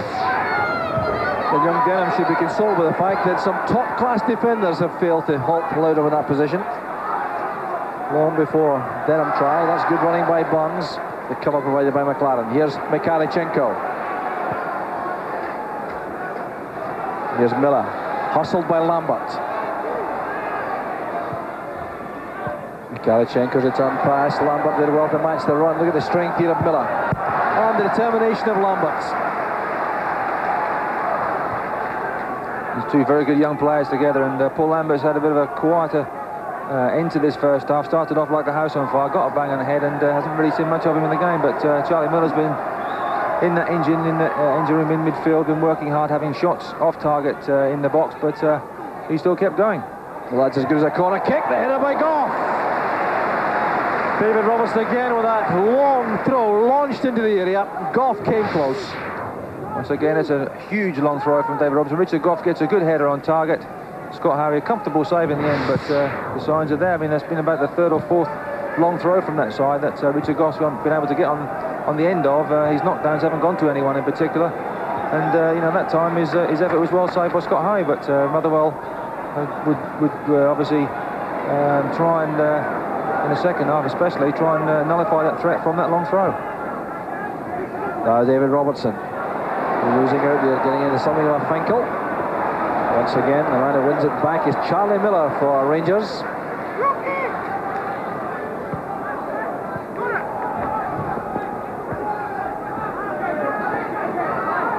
So the closing stages of tensely fought first half. Paul Lambert in possession again. This is Burns. It was held by McInnes, but kept possession. Pivokovic. Under severe pressure there from Ferguson. Well, they will have the throw though, and no matter what, Pivokovic refuses simply to kick the ball upfield. Here he goes again.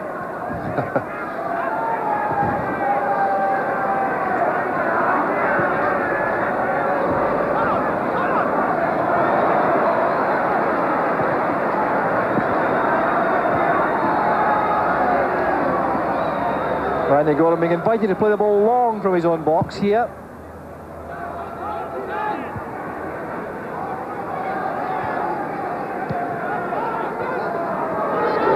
This is Loudrup again, now Mikalichenko. Ferguson's pass, looking for Loudrup again. Good build-up play from Rangers. Sean McSkimming, the challenging play from Motherwell. Loudrup turns him. The header away was by McKinnon. Well, Selman defending, but good wing play again from Loudrup. Yeah, it's quite ominous from Motherwell's point of view when Loudrup's getting the ball. He's got a lot of the ball more towards the end of this first half now, with just about a minute, 2 minutes to go, but he's had 3 or 4 good runs down both flanks, and they've got to try and stop that threat. A key point in the game, this. Motherwell determined to remain on level terms before the interval, and Petrix now looks for Loudrup. Potential problem here. Well, Lambert leaned in well there. That made a difference. Experienced play by Paul Lambert, preventing Loudrup getting a clear chance to shoot for goal. As you see, Paul Lambert, number 7, and also Billy Davis coming in the left-hand side. Billy Davis coming in there, forcing Brian Loudrup to hurry up the shot and consequently putting the ball wide. Well, which manager will be happier, do you think, at this stage, Terry? Well, I don't think any manager will be happy, to be honest. I think they'll just be relatively pleased. Walter will be relatively pleased. Still chewing away, of course, as he invariably does, but he'll be relatively happy with the way things have gone. He knows that Rangers can and should play better. If Loudrup can get hold of the ball a lot more. Chance for Mikalichenko, that's awkward. The deflection gives a corner kick.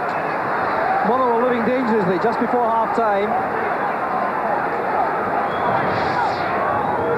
With Mikalichenko's snapshot, gets a deflection, I think, off Greg Denham and just floats past, but apparently on Saturday in the reserve match he hit a shot which was going miles wide of the goal, got a wicked deflection and went in, and he went on to complete his hat-trick, so he's on that shoot on sight policy. Well, Motherwell, the first 2 corner kicks of the match, now Rangers putting on the pressure. Well, barely 10 yards away, surely, Paul Lambert. Mikalichenko thought he was guilty of handball.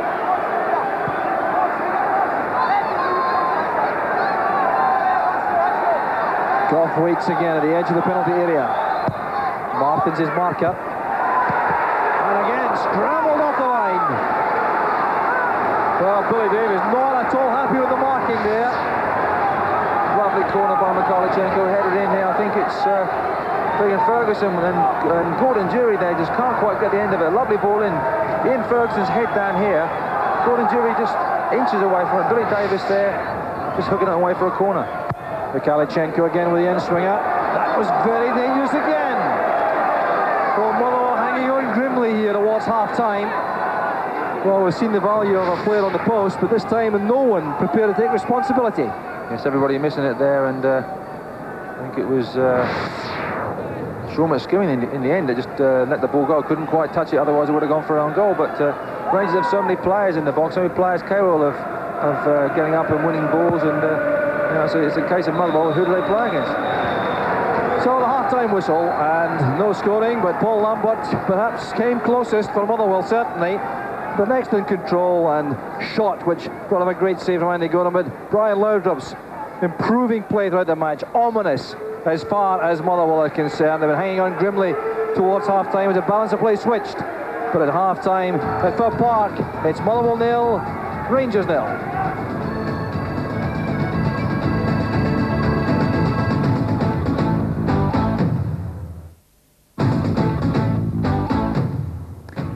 Welcome back. So it's goalless at half-time at Fir Park. Motherwell 0, Rangers 0. 2 attempts from Motherwell, 1 on target, that one from Paul Lambert. Took a very good save from Andy Gorham to deny him. 9 from Rangers, but on target only twice.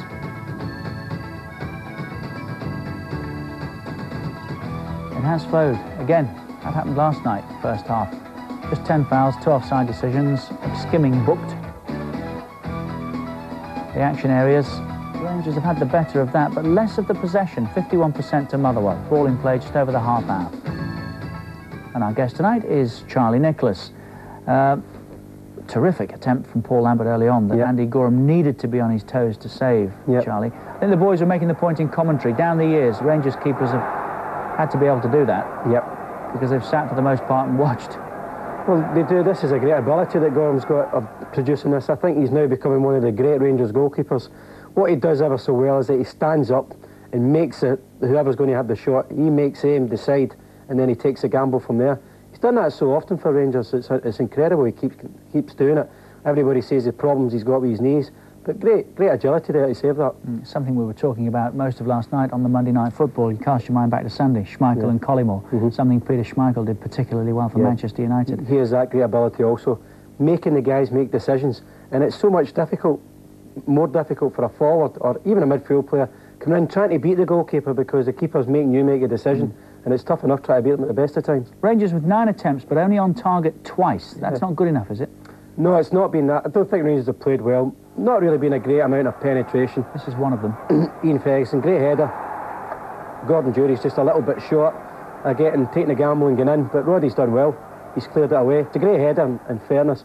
But I think Rangers' real threat has been when Laudrup's running at people and creating things. And other than that, it's been a long throw-in and Goff's headers. But other than that, the finishing's been quite poor. Are you surprised to see the possession there, that Motherwell have had 51% of it, the better of it? Yeah, that surprises me. I really thought for the first 20 minutes there wasn't much in it. There wasn't much penetration either from both. But in all honesty, I thought the last 25 minutes Rangers have really been in control and look more like scoring than Motherwell do. Is it coming? Is there a goal on the way? I can see it coming. I think Rangers are going to eventually score. They're going to pin them in, I think. And as you see, Motherwell play some nice stuff, but they're not really managing to play in Rangers' half, and Rangers tend to take the game and control it from there. Right now, the other half of Glasgow must be pleased enough with Rangers being held 0-0. If it finished like that, only 2 points the gap then, and it's very interesting, isn't it? Well, it's interesting at the moment. I mean, even if they came away with a draw tonight and 2 points, as you say, it's giving Celtic then the opportunity. All they need is another slip-up from Rangers, and they could be top.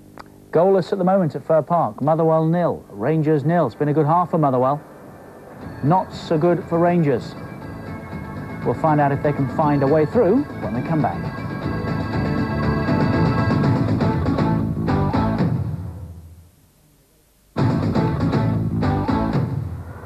Welcome back. It's Fir Park tonight. Motherwell against Rangers. Goalless at half-time if you've just joined us. And a lot of good football to come over Christmas and the New Year. This coming Super Sunday, Christmas Eve, 11 o'clock start. Leeds United against Manchester United, live at Elland Road. Football special on Boxing Day at 7:30. We're with the champions, Blackburn Rovers, who faced Manchester City. 1-1 for City last night against Nottingham Forest on the Monday Night Football. Wednesday, December the 27th at 5:30, Manchester United against Newcastle United. And if Manchester have title ambitions, they have to win that one. Same day, that's followed by Bolton Wanderers against Leeds United. And that's just Christmas. There's a good deal more over the New Year, including, of course, on January the 3rd, Charlie, the Old Firm, Celtic against Rangers. Yep, could become now one of the most important games of this campaign.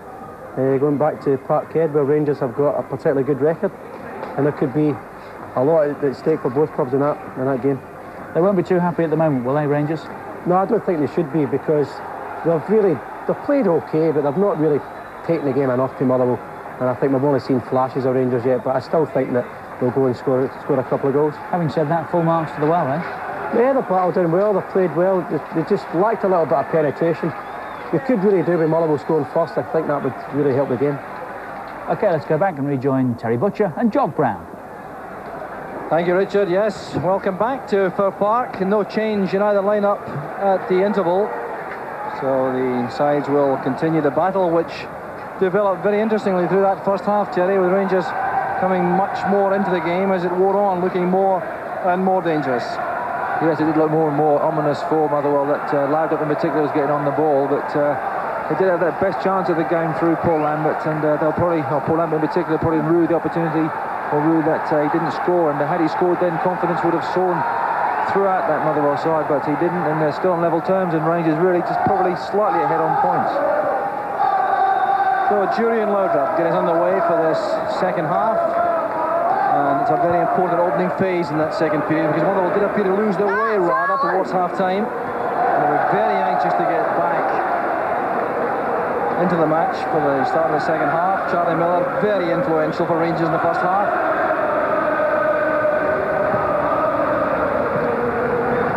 So here's Andy Roddy now, turning well. Shackled from behind by McInnes. Now Davis. Sean McSkimming has Lambert ahead. Foul committed there by Derek McInnes. Suggesting there the referee McCluskey that he won the ball, but to do so he had to foul Paul Lambert. But the problem here is there's no target for Billy Davis. Greg Denham is trying to change that. He's gone into the area.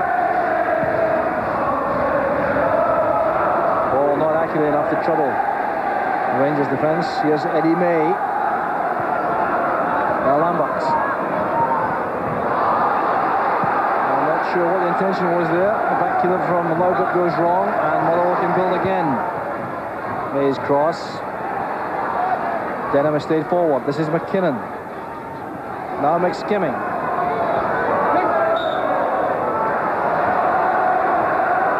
Sean McSkimming has been troubled by injury since his big transfer from Kilmarnock.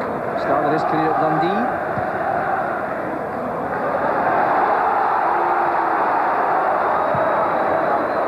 Goran, they're looking at Mikhailchenko. From Denham to Krivokapic. Makes space for himself so well. This is Martin. Now Roddy going in behind the Rangers defence. And Alan McLaren kept cool. Oh, had Roddy been able to collect that on the drop first up, he had a great chance to score. McLaren shaking his head there. He's not happy with his positioning, I think. Now Paul Lambert with the corner. Denham staying forward again. Not appreciating Petrich's attention.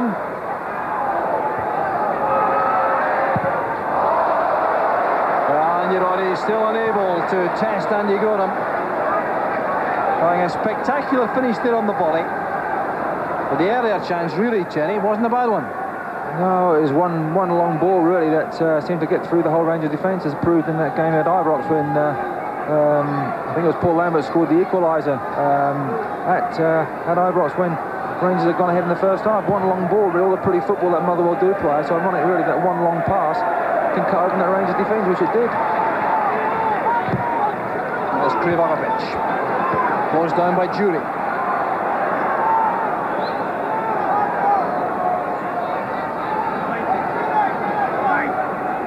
Well, clearly the recognition is obvious from Alec McLeish about the lack of aerial power whenever Motherwell get forward. That's why Greg Denham has been given some licence to join the attack at set pieces particularly. Eddie May. Roddy looking for Barnes, who slipped from the tongue. It's well struck by McLaren to Robertson. There's Denham. McInnes did just enough. McLaren forced the volley by Roddy. Came off Rob McKinnon.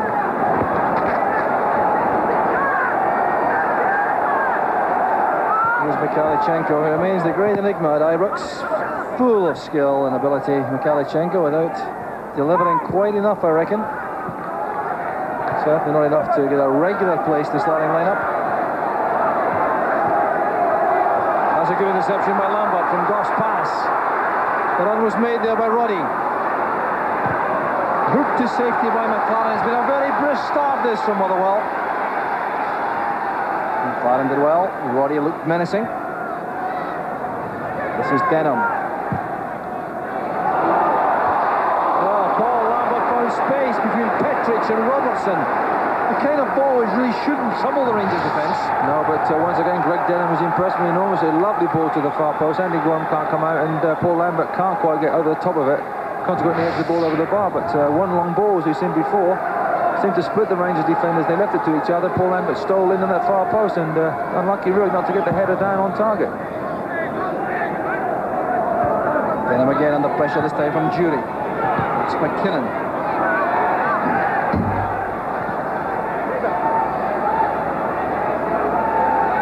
So McLaren will take the throw. Mikhailchenko finds Ferguson. Good play by McLaren. Mikhailchenko has Ferguson available on the right. Good play by Martin. The judgment there was terrific. And Martin again did just enough to play it away from Laudrup. That's Krivokapic.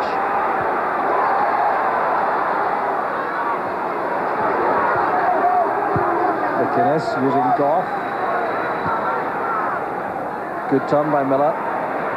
Once again, the tackle, the vital one made by Martin. Ball on Billy Davis. Charlie Miller.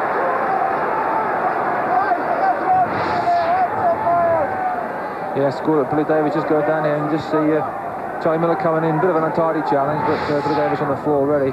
Just typical of the start that Motherwell have made. Eager to every ball. Probably had a bit of a roasting from Alec McLeish at half-time to say get hold of that ball a lot more and play with a lot more confidence. And I'm sure Alec McLeish will be pleased with the way they've started the second half, pleased with the appetite they've shown, and pleased with the way that a lot of these influential players, Paul Lamb in particular, have got hold of the ball. Good understanding there in defence by Motherwell also to leave Jury well offside, just inside the Motherwell half.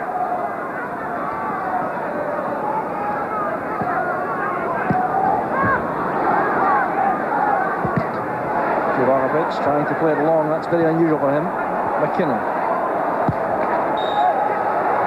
Now the space not there for McKinnon on the flank.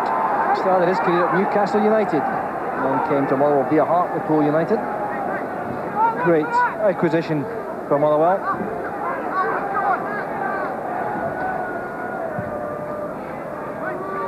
Mikalichenko. The run is made by Charlie Miller.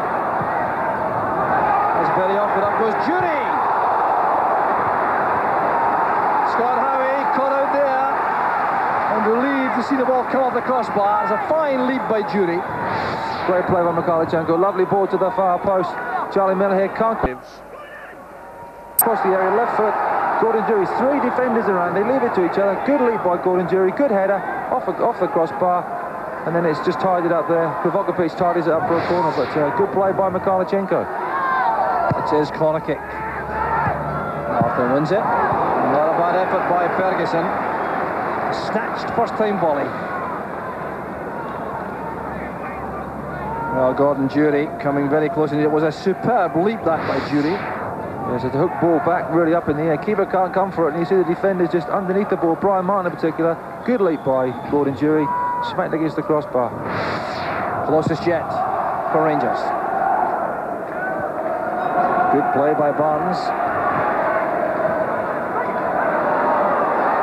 Ferguson, tangling there with Davis. Big skimming shot. That's lowered up with Mikalichenko. These two playing together now on the near side. Good play by Denham. Deflection indicated by the linesman.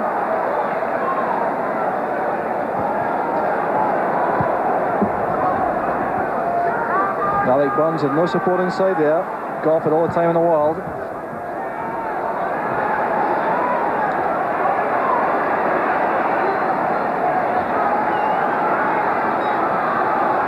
Well, that really was a very good chance for Rangers, and I don't think chances will come too frequently against this very well drilled Motherwell defence.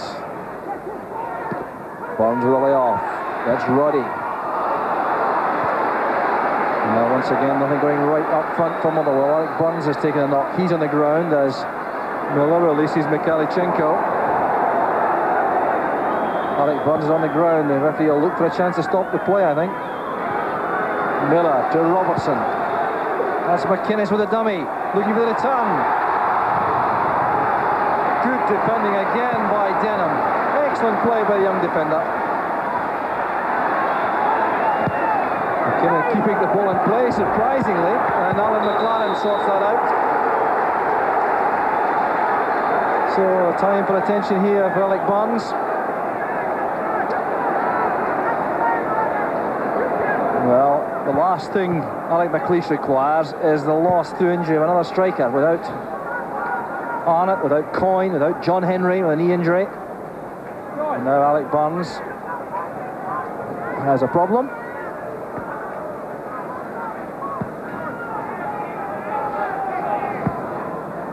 I think he just got a bit of a dig in the ribs there. He's shaking his head there. Doesn't look good, but sure once he gets on his feet, I'm sure he'll be determined to battle on and to play on. I think McLeish is probably looking the other way at the moment. Just doesn't really want to acknowledge the fact that his striker's down. He don't look probably.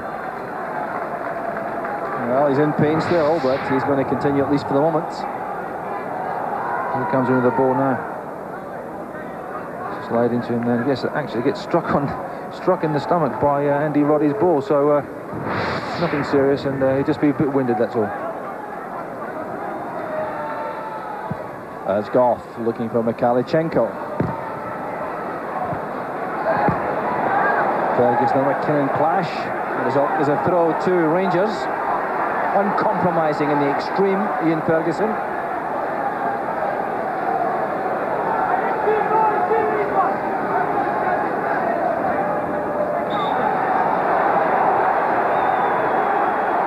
Well, a strange lack of urgency here about this throw. McLaren to Mikalichenko. Jury did well. Skimming doing some good defensive work. Martin pumping the ball long downfield. Goff wins this comfortably. Well, Gordon didn't fancy that too much, bouncing awkwardly towards him. Good pass by McLaren. Ferguson looking at the pace of Laudrup. Far post cross, looking for Robertson. Here's Billy Davis. Now Barnes, see if he has recovered from that injury. It appears to be the case. Given away though to Mikalichenko. Rangers can punish that error. Here's Jury. Well, that's good play by Jury. Oh, a wonderful save from Howie. Wow, what relief there will be in the Motherwell ranks. We thought this was the first goal there. Lovely strike by Gordon Dury and a breathtaking one-handed save by Scott Howie. Gordon Dury did ever so well to work the position out in the box. Lovely left-footed strike, great save from the keeper. There's Mikalichenko. And again, a very good block by McKinnon on Miller. Oh, Motherwell defending desperately there. Alec Burns relieved, I'm sure, to see that save by Scott Howie. It really was outstanding. Lovely movement by Rangers. Good ball inside. Gordon Dury going to shoot right foot, checks inside left foot, curls the ball towards the top corner. And you can see him Durant with his hands up. Up goes Goff. Chance for Laudrup. Couldn't have been closer. And there was no answer for that. Had it been on target. Well, Rangers again stepping up the pace. Good corner to the far post. Richard Goff again. The ball comes down off McKinnon. Lovely strike, right footed. Kept the ball down. Less than for any schoolboy. Keeps the ball down. Unfortunately for Brian Laudrup, didn't quite hit the target. Disappointment for Laudrup. Scorer of only 2 goals this season for Rangers. Missed a number of matches through injury, of course.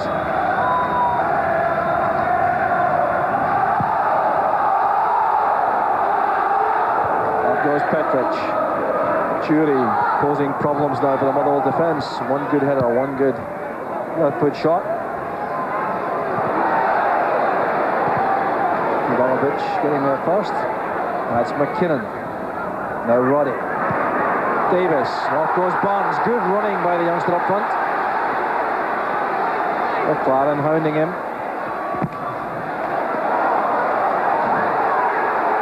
Well, the momentum of the attack was lost there, but it looked promising for a moment.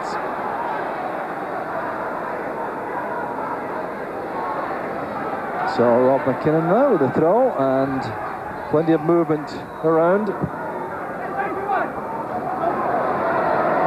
Good play by Mikalichenko. Covering player there is Paul Lambert, whose jersey was held by Mikalichenko clearly. Mikalichenko will be in trouble here, I think, for refusing to retreat quickly enough. Paul Lambert expressing his anger. Denham switches the play. Here's Martin. Charged down well by Miller. Martin had to do the recovery work again with a fine tackle on Laudrup. And I reckon that Brian Martin must have been more good tackler than Brian Laudrup in this match tonight than many a defender has for a while.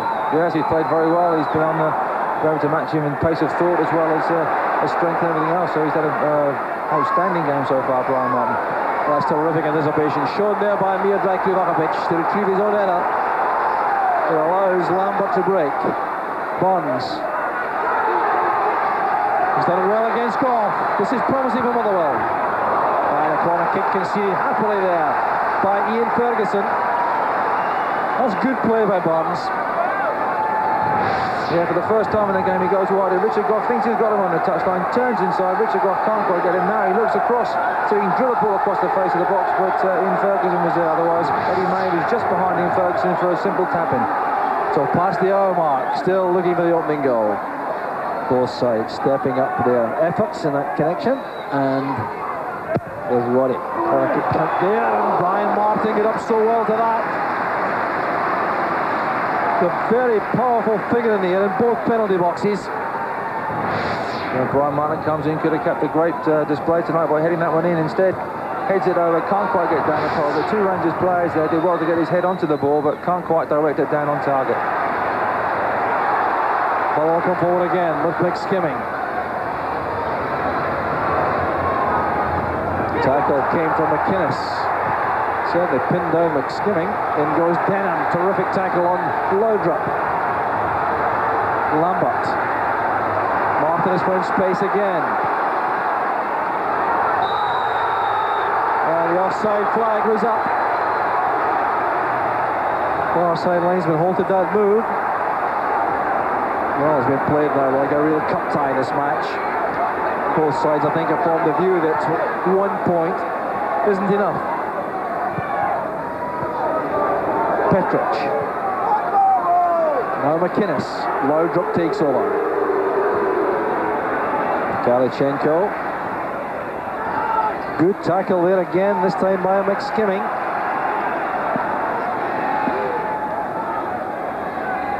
Galichenko, dangerous in this position, supported well inside by Ferguson.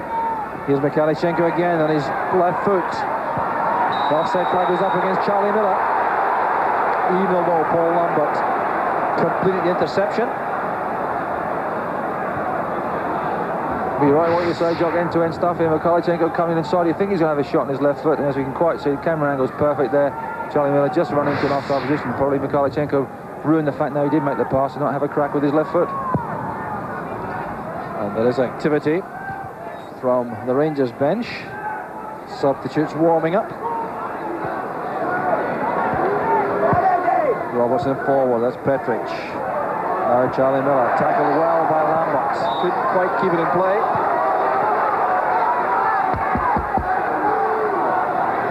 Well, there's a growing impression here that this match is perhaps absolutely crucial to Motherwell. Playing against the league leaders, the champions, and won in the league, but competing extremely effectively. And you wonder what difference it would make if they could just snatch a lead here. McLaren hustled all the way by Bonds, who gave him no time at all on the ball. Not happy with the decision.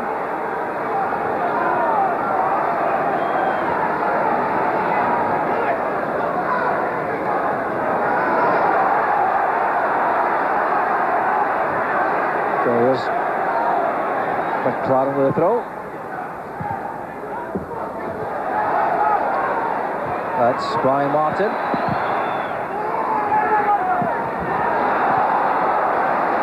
Skimming under pressure there from Ferguson. Here's Loudrup again, assessing the options ahead, and again Krivokapic makes the interception.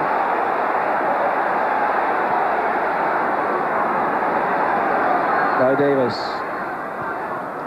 Bonds peeling off well to the left again. Couldn't get the better of McLaren though.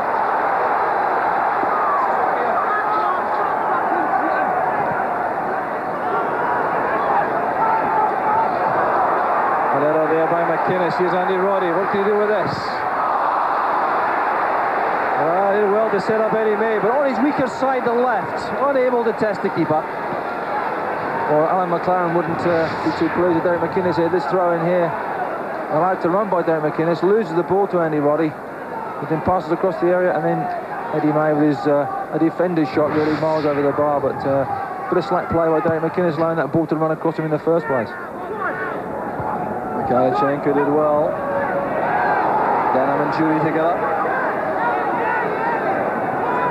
Well, the goal attempts going Rangers' way, but plenty of attempts really, and it's the accuracy that's the problem, clearly. Billy Davis. Offside against Roddy. It was obvious, and he was looking along the line.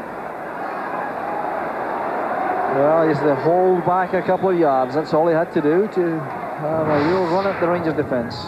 Yes, Gordon Petrie just steps out there at the top of the picture, and Andy Roddy really waiting for the pass instead of running onto it. So in that situation, very easy for a defender just to step out and catch players on side. But Rangers really have had the bulk of the chances on goal as well as on target, but were able really to get a clear-cut chance this way that Motherwell have had the clear-cut chance. You've got to say, well, Motherwell have defended very well in particular, and really have closed Rangers down at the back. Rangers 3 haven't been able to get the ball to the front men very well, or very effectively, and they have defended ever so well, Motherwell, and full credit to them.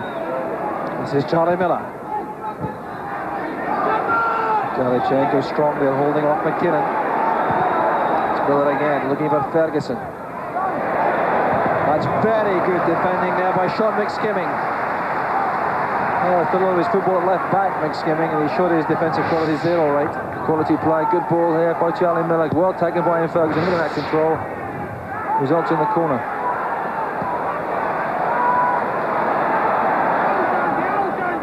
That's good play by Barnes. Very nimble indeed. Now taking on McLaren. Wow. Comes to an end there. Disappointingly, Andy Roddy committing that foul on McInnes. Just coming in late there, Andy Roddy. That was a forwards tackle really on Derek McInnes. Derek McInnes did well not to roll over and feigning injury. Just got up, got the free kick, and looking forward to getting on the end of any knockdown. Foul count remarkably low, really. Up goes Martin, perhaps reflecting referee McCluskey's desire to keep the play flowing. A great shot by Mikalichenko, and what a superb reaction save it was from Howie. Well, I reckon Mikalichenko believed there he'd open the scoring. That's McLaren. It's back with Richard Goff. Well, the crowd warming to this now in the second half. There goes Miller. Easy interception for Lambert. Davis with May. McInnes doing some very good spotting work in midfield. Jury finds Laudrup. He's a chance. And Denham again made the block. A little bit of slackness there from Motherwell on the far side. Alexei Mikalichenko's effort a moment ago was quite spectacular. Lovely knockdown, superb half volley and straight at Scott Howe. Did well to hold it at the second attempt, but great strike by Mikalichenko. David Roberts wanted that to take that first time in the run, but McInnes was in the way. Charlie Miller. Tackled very well indeed by Lambert. Motherwell battling hard in defence. Lambert. Much more effective game second half. It was just very busy indeed. Goff attacking the long throw. Well, the whistle gone as the ball slithers through Scott Howie from Brian Laudrup. Mikalichenko protesting. Let's give Scott Howie the benefit of the doubt. I think he heard the whistle. It was less than diligent there with a save. As up goes Mikalichenko there. He gets up quite well, I think, as Rob McKinnon can't quite get up to the ball. The ball's right above his head, and Granada does finish it off very well. The referee had already given a free kick. It's one of those situations where Alexei Mikalichenko has attacked the ball. Rob McKinnon's been underneath it, and unfortunately for Mikalichenko, the referee's given the free kick. I really do believe that Scott Howie knew that was not going to count. That's McKinnon showing his ability on the ball. Ivanovich back to Howie. Well, the high balls really should cause no difficulty at all for Rangers like that. That's good play by Lambert. Bonds in the clear. Support Wade in the middle. Still Bonds. And he's hit the post. Well, such calm finishing there by Alec Bonds. Still no reward up front for Motherwell. And now the counter-attack on for Rangers, led by Laudrup. Miller to the left. Robertson arriving later on the left. Still Laudrup. Here's Robertson. Thumped away in the end by Kubokovic.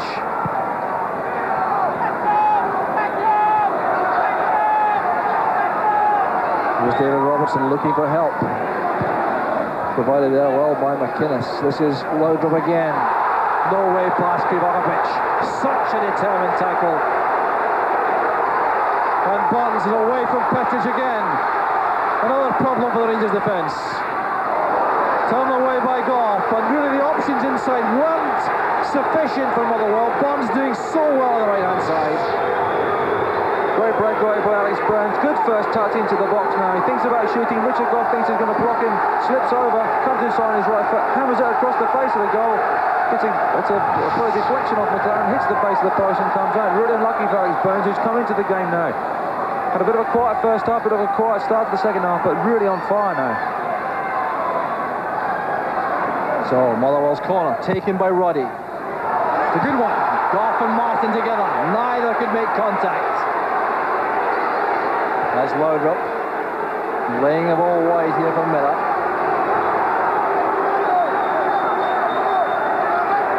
Richard Goff has taken some time to recover from the Rangers goal now. He's back on his feet now, coming upfield. Clashing with Brian Martin, going for the high ball. And Ian Ferguson forced to hurry there. No option available to him.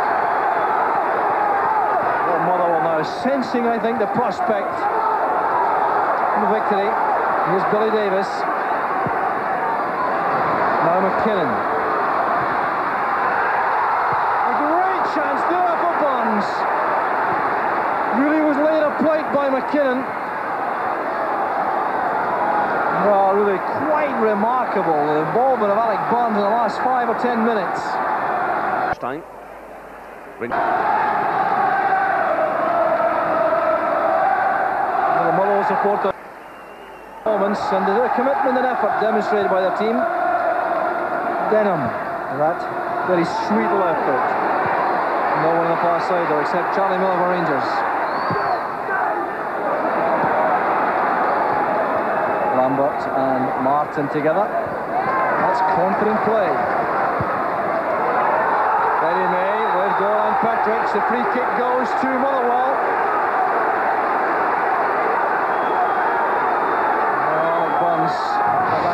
Chance a moment or two ago. Good ball by McKinnon across the face of the goal, and Burns there really a side for the chance. Couldn't quite get his legs right, couldn't quite get the ball down, couldn't quite make contact with the ball in the first place. But a real good chance. Alex Burns could have had 2 goals in the space of about 2 or 3 minutes. Rangers can't get the ball away, they can't get the ball out, they can't hold on to the ball and make a few passes and try and kill the situation, try and calm their nerves in on, because Motherwell really are on the ascendancy. Motherwell can't quite finish Rangers off. They've been in some great positions, probably the best positions that they have all game. They've not got a goal to show from it. So I think McLeish will be a little bit disappointed they haven't got anything to show from 2 great breaks, in particular from Alex Burns. But they've still got the momentum, they've still got the free kick on the edge of the box, and Alex Burns really proving a bit of a handful for Richard Goff and also for Gordon Petric. Confidence going on now in the Rangers dugout. Walter Smith has come down to discuss things with Archie Knox and Davy Dodds. Bit of eye damage there for Richard Goff. He had a black eye a couple of weeks ago, so a recurrence perhaps of the damage there. But a free kick from Motherwell. The same trio involved again. Lambert, Davis, McKinnon. And they go on the line.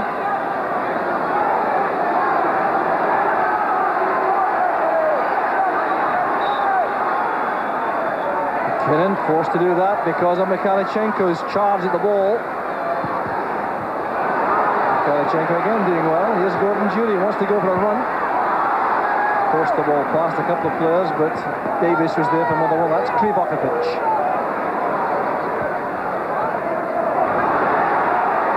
Krivonovic again picks out the pass carefully for Martin. Here's McSkimming. Davis, McSkimming, Bonds, May.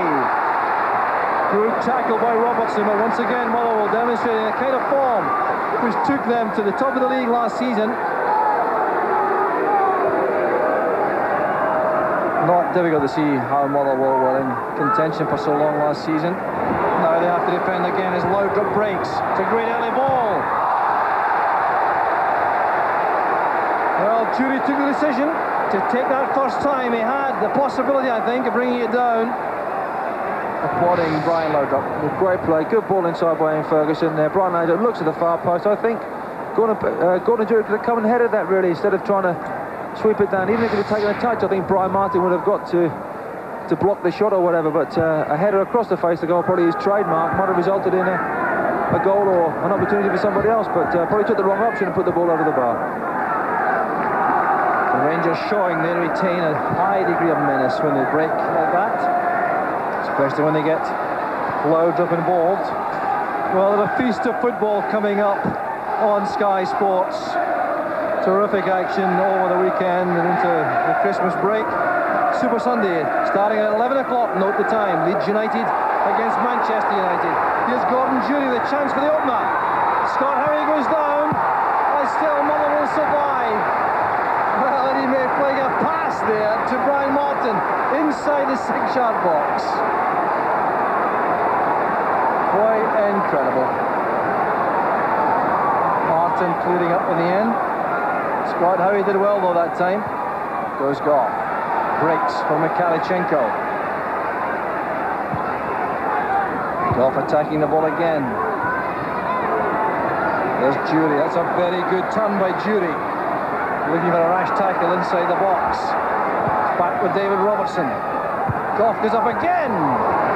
Well held by Howie. Well, the ball played through to Gordon Jury now. He just good bit of pace here, good bit of strength. Holds off Brian Martin, thinks about placing it, tries to go inside Scott Howie, tries to lay the ball, I think, into somebody's path. Scott Howie didn't quite read the dummy, able to get back, and Eddie May passed to Brian Martin, who's able to clear the danger. But good play, typical endemic really of Motherwell's team spirit. They're clean through their Gordon Jury. They managed to get back in numbers, they managed to get back in force, and that's been typical of their performance, a really rugged and solid performance from them. That's Mikhailchenko back defending. Here's Eddie May. Well, scarce enough time because of the action this match to tell you about the matches coming up. But Blackburn Rovers against Manchester City on Boxing Day, starting at 7:30 on Sky Sports. Then the big one, Manchester United against Newcastle United. 5:30 start for the programme on Wednesday, December 27. And later that evening also, Bolton Wanderers against Leeds United. It really is a feast.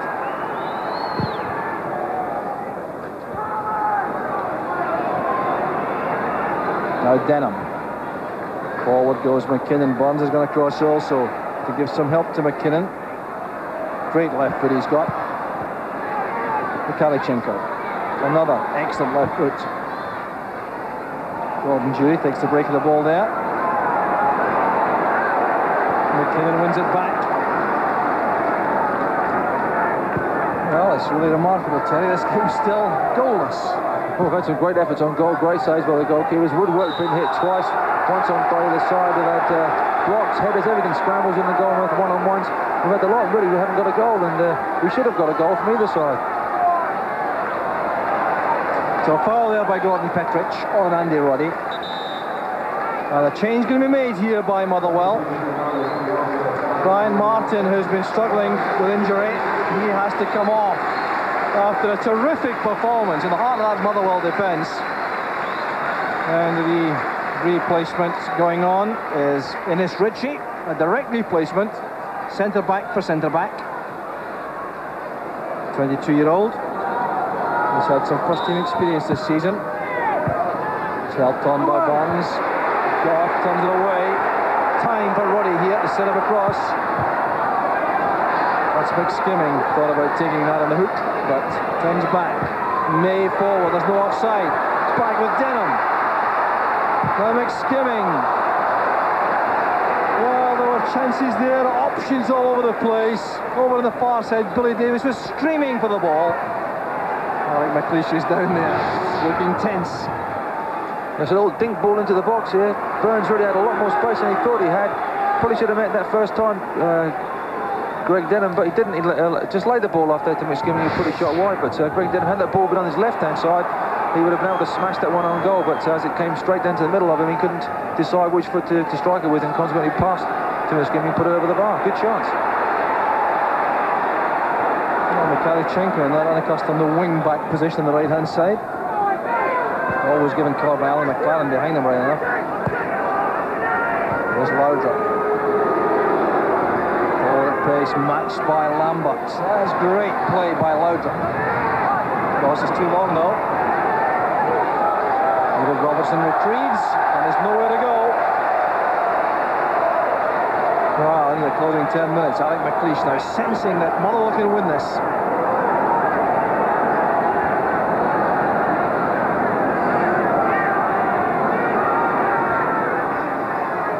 Certainly a blow though to lose Brian Martin at this stage, Terry.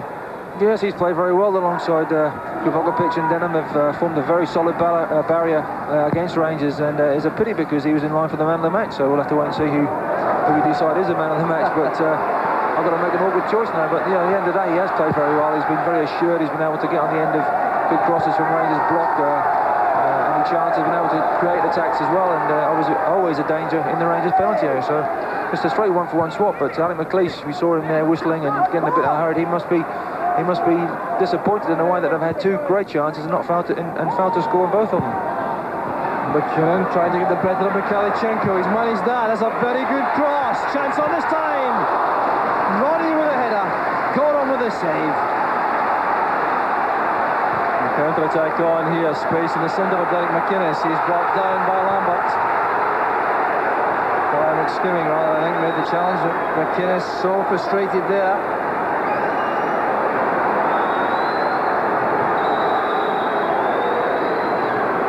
Substitute again for Motherwell, and another player limping off is Billy Davis.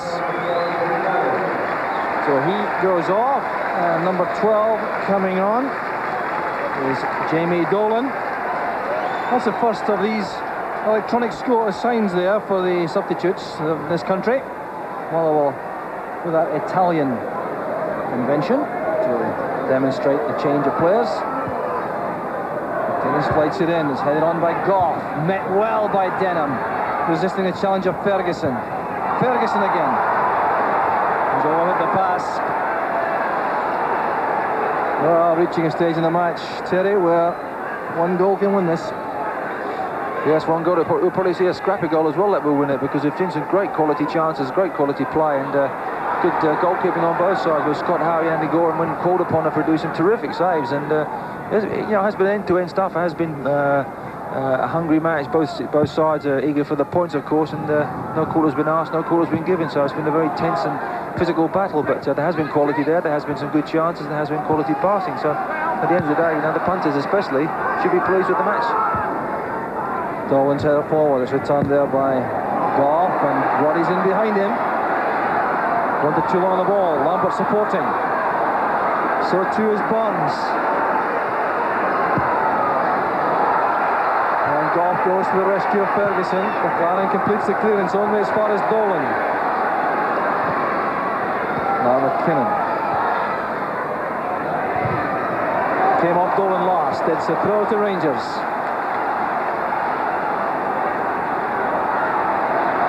So Dolan, a direct replacement for Billy Davis, right in the centre of that midfield trio. Denham doing well there against Jury, who's guilty of leading into him illegally. It's been a major test for this youngster, Greg Denham, and he's come through it extremely well.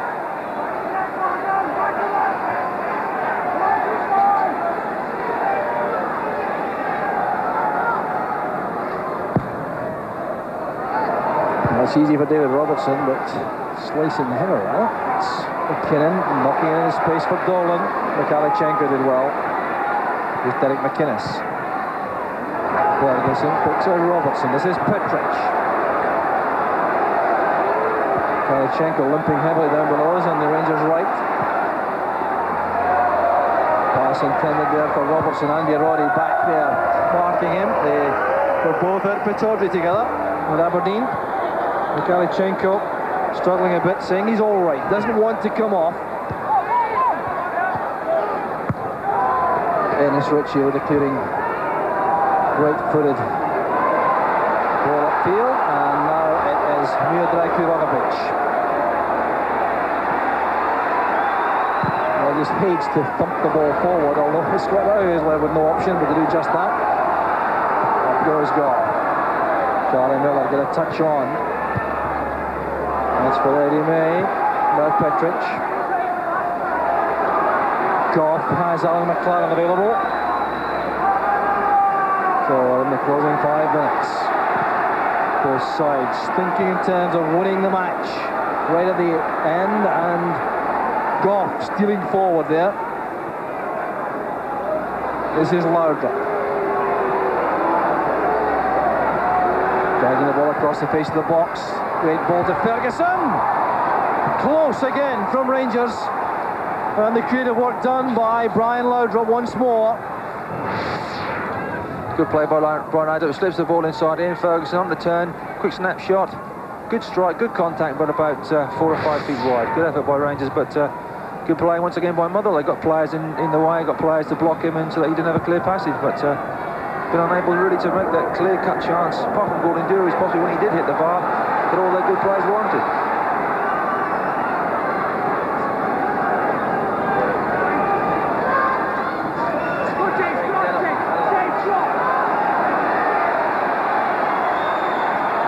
Rob McKinnon with a throw.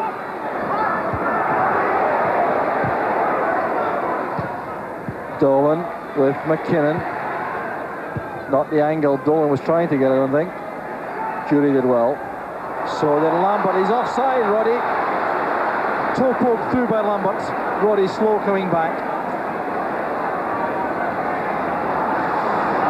Well, really would be a shame, I think, for either side to lose the match at this stage. You have the contribution they both made to the attacking play, the chance making. So the throw goes to Motherwell.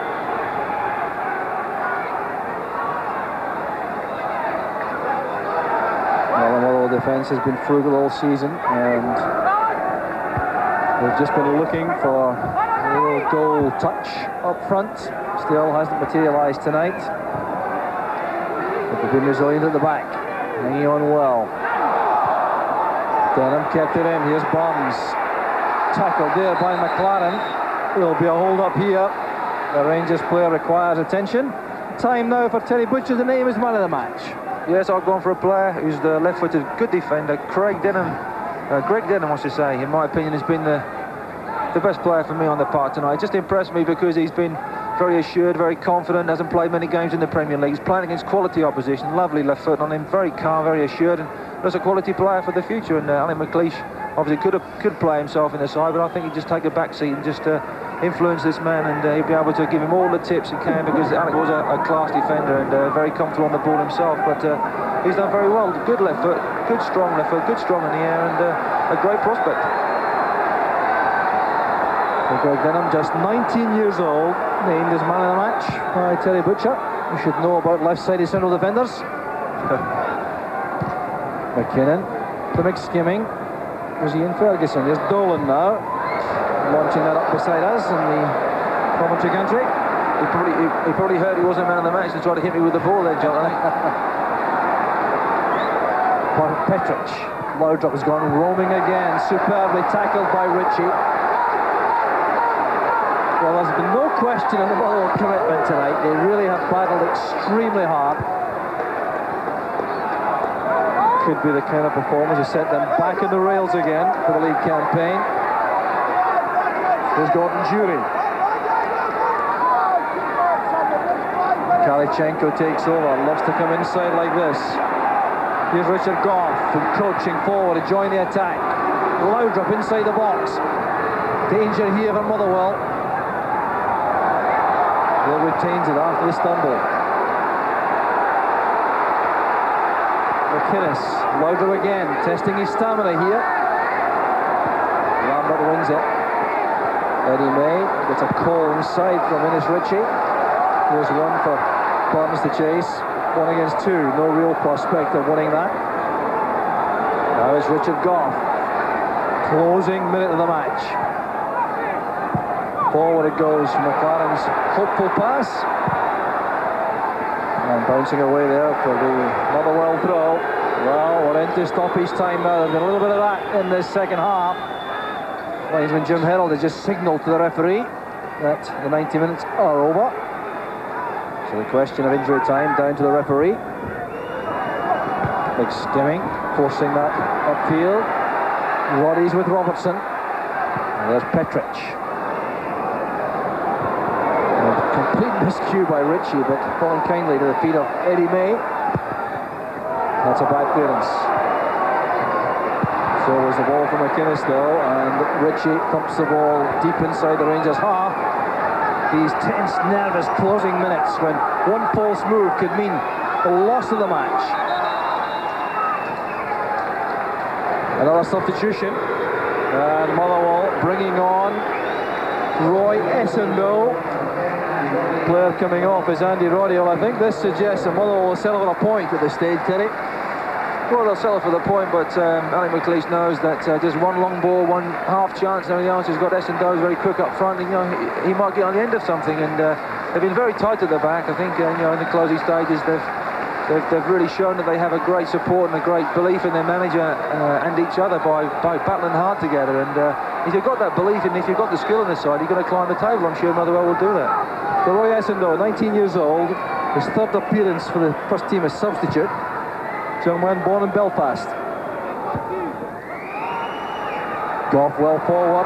There's Jury, and he was matched all the way there. Some very good defending, but an injury there to Krivokapic in the process there of stopping Gordon Jury, and he's in trouble, clearly in trouble. That's serious, that left knee. Well, Krivokapic had a long spell out through injury, came back in October after months out of the side.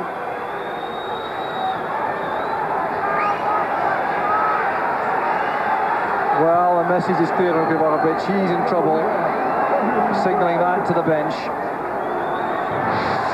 He's not too bad. It's the ball dropping here. It's a bit of a block there. As you can see, Gordon Jury just comes through as he makes the shot. It's one of them balls that just drops down. He had to go for it as a defender.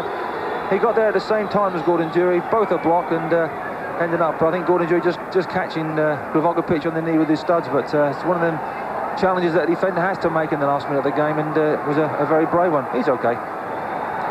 Well, looks like a bang in the knee, and that's good news for Motherwell for Krivokapic. He couldn't really afford another serious injury at this stage in his career. 36 years old he is now. Still organising at the back as Robertson sends in the long throw. It was well won by Ritchie. Here's Mikhalichenko. Robertson caught there clearly by Burns. That was a foul. No point in Burns arguing about it. He certainly caught David Robertson.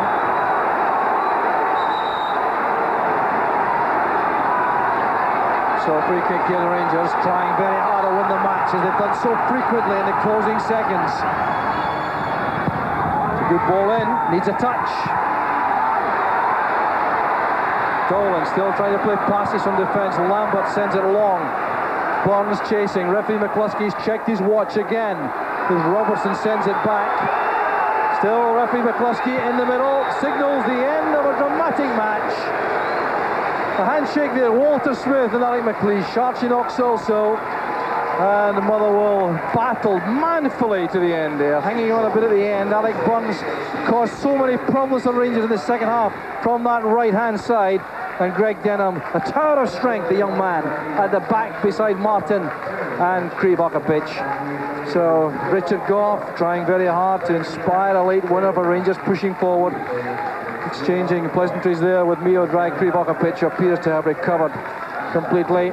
And a handshake there from Andy Goram for Krivokapic, also a mark of respect. These Motherwell supporters leaving, and I think Terry entitled to believe that the team may well be back in the rails. Well, I think there's nothing wrong really with Motherwell, that a goal or two wouldn't help, because at the end of the day, because they've created chances, played very well for their manager and everything else. It's just the case that they haven't scored goals. They haven't scored goals on a regular basis. That's why they're at the bottom of the league. If you don't score goals, you don't win games. So now down in the tunnel area, Davy Provan is with Rob McKinnon and Greg Denham. Greg, congratulations, you're Terry Butcher's man of the match tonight. But even after all that effort, it's hardly a result that does much for either side. Do you feel Motherwell deserve more out of the game tonight? I think a point was just about justified. Two teams came very close twice. I think a point was a fair result in the end. It's only your sixth first-team appearance for Motherwell this season. How difficult has it been to make the step up from reserve football to playing against the likes of Brian Laudrup here tonight? There's a big gulf between reserve football and that out there tonight. But the boys have been magnificent to me and they've helped me along great. Rob, what do you make of the contribution that this young man and the likes of Innes Ritchie are making? The big man's done brilliant in the last few games, and he's steadied us up at the back a wee bit. been brilliant. 2 away matches coming up now against Hearts and Falkirk. After tonight's performance, do you feel you can approach them with some confidence? I think we've got to take a wee lift for that tonight. Obviously we didn't win the game, but the next best thing, we never conceded anything, which was good. You might be getting a little bit fed up with moral victories. Are you at a stage now where you settle for a bad performance, providing you took the points? I think that'd be nice, it'd be nice over the Christmas period to pick up a few points, definitely.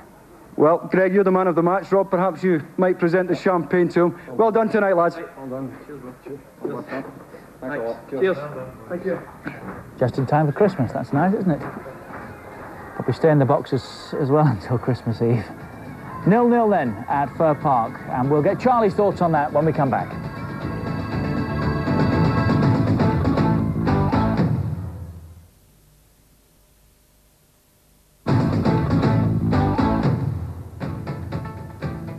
No goals. So Celtic are 2 points adrift. That's all going into Christmas and the New Year. That's nothing. 19 attempts, Rangers hit the target 6 times. Motherwell 9 attempts, on target twice. Skimming booked in the first half. Nobody else's name went in the book. Rangers slightly the better of the action areas first half, but Motherwell had more possession. That evened itself out in the second half. The ball in play not an hour from the 95 that we had in all. Well, you thought Rangers, Charlie. You were wrong. I was. Why? Well, I think the finishing was quite poor at times tonight, Rangers. I thought Motherwell in the second half played ever so well. Little Alex Burns was busy disturbing the defence of Rangers, but the finishing was fairly poor. They had some good opportunities to score goals. So did Motherwell, in fairness, but I think Rangers had the best of the chances and didn't take them. Hit the target more often in the second half, but still, as you say, not clinically. Gordon Durie perhaps with the best, with a header that hit the bar just after half-time. Now, if this goes in, it's a totally different game, isn't it? Well, of course it is. It's a great ball from Mikhailichenko, great vision. And Charlie Muller just knocks it back into the danger area. Durie does well, he attacks it well, gets above the defenders, and he's hit the target with it, and he's a bit unlucky, to be honest. The keeper's caught in no man's land, really. But that was probably the best chance, but it was a difficult header. Although he was on target again shortly afterwards, Scott Howie was needed to make another very good save. Yeah, well, we mentioned Scotty at the start of the game, how important it could be tonight, and he certainly proved his worth tonight. That's a tremendous save. Again, it's Mikhailichenko, and Goff up there again. This is an absolute tremendous strike from Laudrup. But it really didn't look as if, although there was good chances, as if anybody really was going to get a goal, unless it would maybe be a lucky break. But that was a good opportunity again. And the longer it went at 0-0, the more Motherwell must have thought, well, actually, we fancy this now. Well, they certainly did. Towards the end, I think they were busy enough. They really didn't get forward in great numbers. But in saying that, little Alex Burns, I thought, was quite a thorn in the second half. Looked dangerous whenever he got running at Goff and Petric in particular. It really gave him serious problems. Got away once or twice, and here's an example of that, when he ended up hitting the post and was very unlucky. It was a good run, wasn't it? But how did he get all that space? It was a great run. You see Petric has been pulled out of the hole. He's straight in it, but this is clever. This is good ability. He's drawn it back inside and completely wrong-footed Richard Goff. And he is a bit unfortunate, but you see at this angle, he's actually, I think he's going in hoping he's going to hit the target. You see it actually hits McLaren's leg onto the post. If it doesn't hit McLaren, it's really going wider across the goal. He looks as if he's playing well, but he's just lacking in confidence. OK, let's go back to Fir Park and hear from Alex McLeish. He's with Davy Provan. Alec, do you feel that you could have asked for any more from your players out there tonight?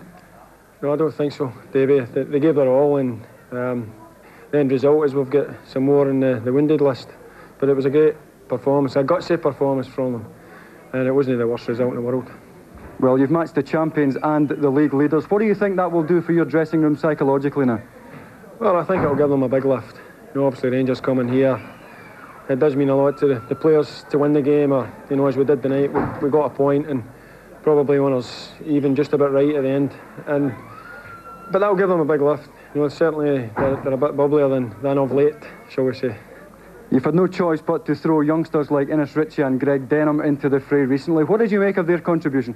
Yeah, well, Innes come on when Brian Martin was beginning to struggle with his hamstring, and he did what he was asked of when he came on the second half of the match. Richard Goff at set pieces, who looked very dangerous early on, and I thought Greg Denham was immense. 2 away matches now against Falkirk and Hearts coming up. Can you approach them now with some confidence? Yeah, we've all, I said to you before the game, David, there was frustration. The heads weren't down, it was just frustration really. And we're a bit disappointed about the position that we're in at the moment, and I think that performance belies our position. Thanks a lot, Alec. Pleasure, thanks. OK, and we'll get back and get some reaction from Walter Smith, hopefully. But he has to be disappointed tonight, surely. Alex? Walter Smith. I think Walter will be the most disappointed of the two. Alec was looking for, as he says quite rightly, a gutsy performance. He got that from his team. There was a lot of passion. They played fairly well at times, as I say, without getting great numbers forward. But I think he'll be fairly pleased. He took a point off the league leaders, which is not a bad result for him. Taking 2 big points off Rangers, really. Let's have a look at the Premier Division table tonight. Motherwell, well, really needed the win, but the point, psychologically, has to be massive. They're off the bottom. That makes good reading in itself, doesn't it?